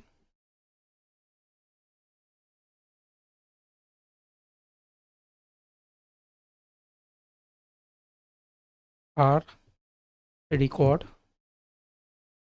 in that, in this. ठीक है, समझ रहे हो, मतलब क्या हुआ, पहले हम लोग एक ही जर्नल एंट्री में सारे टाइप के ट्रांजेक्शन को ढुका दे रहे थे। अब क्या बोला, कैश बुक में हम लोग सिर्फ कैश से रिलेटेड ट्रांजेक्शन लिखेंगे, सेल डे बुक में सिर्फ सेल से रिलेटेड ट्रांजेक्शन लिखेंगे, परचेज डे बुक में सिर्फ परचेज से रिलेटेड ट्रांजैक्शन लिखेंगे। रिटर्न इनवर्ड बुक में जो मेरे पास सेल रिटर्न आ रहा है मैं खाली उसी को रिकॉर्ड करूँगा। रिटर्न आउटवर्ड में जो खाली मैं सेल रिटर्न परचेज रिटर्न कर रहा हूँ मैं खाली उसी चीज़ को रिकॉर्ड करूँगा। ये सब छोड़ के और भी कोई रिमेनिंग ट्रांजैक्शन रहेगा तो हम लोग उसको अलग से रिकॉर्ड कर देंगे। इससे फ़ायदा क्या हो गया, मेरा एक ही जर्नल में कैश का ट्रांजैक्शन मिक्सचर नहीं हुआ, सेल का ट्रांजैक्शन मिक्स नहीं हुआ। सब सारे ट्रांजैक्शन के लिए मैंने अलग अलग जर्नल का बुक बना लिया है। ठीक है, सारे ट्रांजैक्शन के लिए मैंने अलग अलग जर्नल का बुक बना लिया है। इससे फ़ायदा ये हो गया। ठीक है, तो अब एक बात बताओ, मैं अगर कुछ कैश सेल कर रहा हूँ, मैं अगर कुछ कैश सेल कर रहा हूँ तो क्या मैं उसको सेल डे बुक में रिकॉर्ड करूँगा? मैं बोल रहा हूँ नहीं, कैश में सेल हुआ, कैश का ट्रांजैक्शन तो आपके कैश बुक में रिकॉर्ड होना चाहिए। तो याद रखना, sale day book, purchase day book, return और रिटर्न आउटवर्ड, इसमें ओनली क्रेडिट ट्रांजैक्शन को आप रिकॉर्ड करोगे, खाली उधारी को, खाली उधारी वाले ट्रांजैक्शन को रिकॉर्ड करोगे। Only credit transaction are record. ठीक है, cash transaction recording cash book, याद रखोगे। क्रेडिट मतलब उधारी, cash transaction are record in cash book only. ये बात समझ आया? खाली उधारी के सामान को रिकॉर्ड करोगे। कैश से रिलेटेड कोई भी ट्रांजैक्शन हो रहा है तो उसके लिए तो मैंने आप लोगों को कैश बुक बनवाया ही है, कैश बुक में आप रिकॉर्ड करो। समझ गए? खाली उधारी के ट्रांजैक्शन को इस सब में रिकॉर्ड करोगे, बाकी कैश ट्रांजैक्शन के लिए तो कैश बुक में रिकॉर्ड करोगे। तो ये समझ आ गया? सेल डे बुक में सिर्फ सेल का ट्रांजैक्शन रिकॉर्ड होगा, और वो भी कौन सा, कैश सेल नहीं, उधारी वाला सेल। ठीक है, परचेज डे बुक में कौन सा ट्रांजैक्शन रिकॉर्ड होगा, खाली परचेज वाला, वो भी कैश वाला परचेज नहीं, उधारी वाला। समझ गए? क्योंकि कैश का ट्रांजैक्शन के लिए तो आप लोग के लिए कैश बुक बनवाया ही है। ठीक है, अब ये सब में भैया कैसे एंट्री होता है नहीं होता है, ये सब देखो अब हमारे सिलेबस में भी नहीं है, इसलिए हम लोग कर नहीं रहे। और पता है ये सब का नाम क्या दे दिया गया, सब्सिडियरी बुक्स दे दिया गया। ये सब का क्या दे दिया गया, subsidiary book. Subsidiary book, subsidiary book refer to book meant for specific transaction of similar nature. मेरा सिमिलर नेचर का ट्रांजैक्शन बार बार होता है, इसीलिए मैंने हर एक के लिए क्या बना लिया, सब्सिडियरी बुक बना लिया, एक अलग अलग से बुक बना लिया। हाँ, कि कैश का सारा ट्रांजैक्शन मैं खाली इसी में रिकॉर्ड करूँगा, उसके बाद लेजर बना लूँगा, उसका ट्रायल बैलेंस बनेगा, लेकिन अब सारे ट्रांजैक्शन को मैं एक ही जर्नल में मिक्सचर नहीं करूँगा। ठीक है, हालांकि जो मैंने आप लोगों को क्वेश्चन 5 कराया था उसमें सारा ट्रांजैक्शन एक ही साथ था, आप लोग को भी वैसे ही करना है। ठीक है, ये बस समझने के लिए कर लो, सबका अलग अलग से फॉर्मेट दिया। ठीक है, और भी बहुत सारे होते हैं। चलो, तो हम लोग यहाँ ख़त्म कर सकते हैं, बस ये लास्ट था, उतना इंपॉर्टेंट नहीं था आप लोग के सिलेबस के लिए, बस आप लोग इतना समझ के रखो, इतना समझ के रखो। ठीक है, कि पहले क्या था, हम लोग एक ही जर्नल एंट्री में सब रिकॉर्ड कर देते थे, फिर हम लोग क्या बोले, नहीं एक ही में सारा रिकॉर्ड कर देने से दिक्कत हो जाता है। अब हम लोग कैश का सारा ट्रांजैक्शन एक ही जगह रिकॉर्ड करेंगे, सेल का सारा एक ही जगह रिकॉर्ड करेंगे, परचेज का सारा एक ही जगह रिकॉर्ड करेंगे, वो ज़्यादा बेटर रहेगा। ठीक है, तो देख लो, इधर आप लोग का चैप्टर 1 खत्म हो जा रहा है, इधर आप लोग का चैप्टर 1 खत्म हो जा रहा है। अब इसके बाद आप लोग का बारी है कि आप लोग चैप्टर 1 का टेस्ट एक बार लिख लो, कहीं पर भी कुछ डाउट या कन्फ्यूजन रहेगा तो आप लोग पूछना ज़रूर। ठीक है, तो यहाँ ही क्लास को एंड कर देते हैं। ठीक है, बाय बाय, चैप्टर 1 खत्म, मिलते हैं अब नेक्स्ट क्लास चैप्टर 4 में, उसके पहले आप लोग टेस्ट देके जरूर खत्म कर लेना। Bye bye.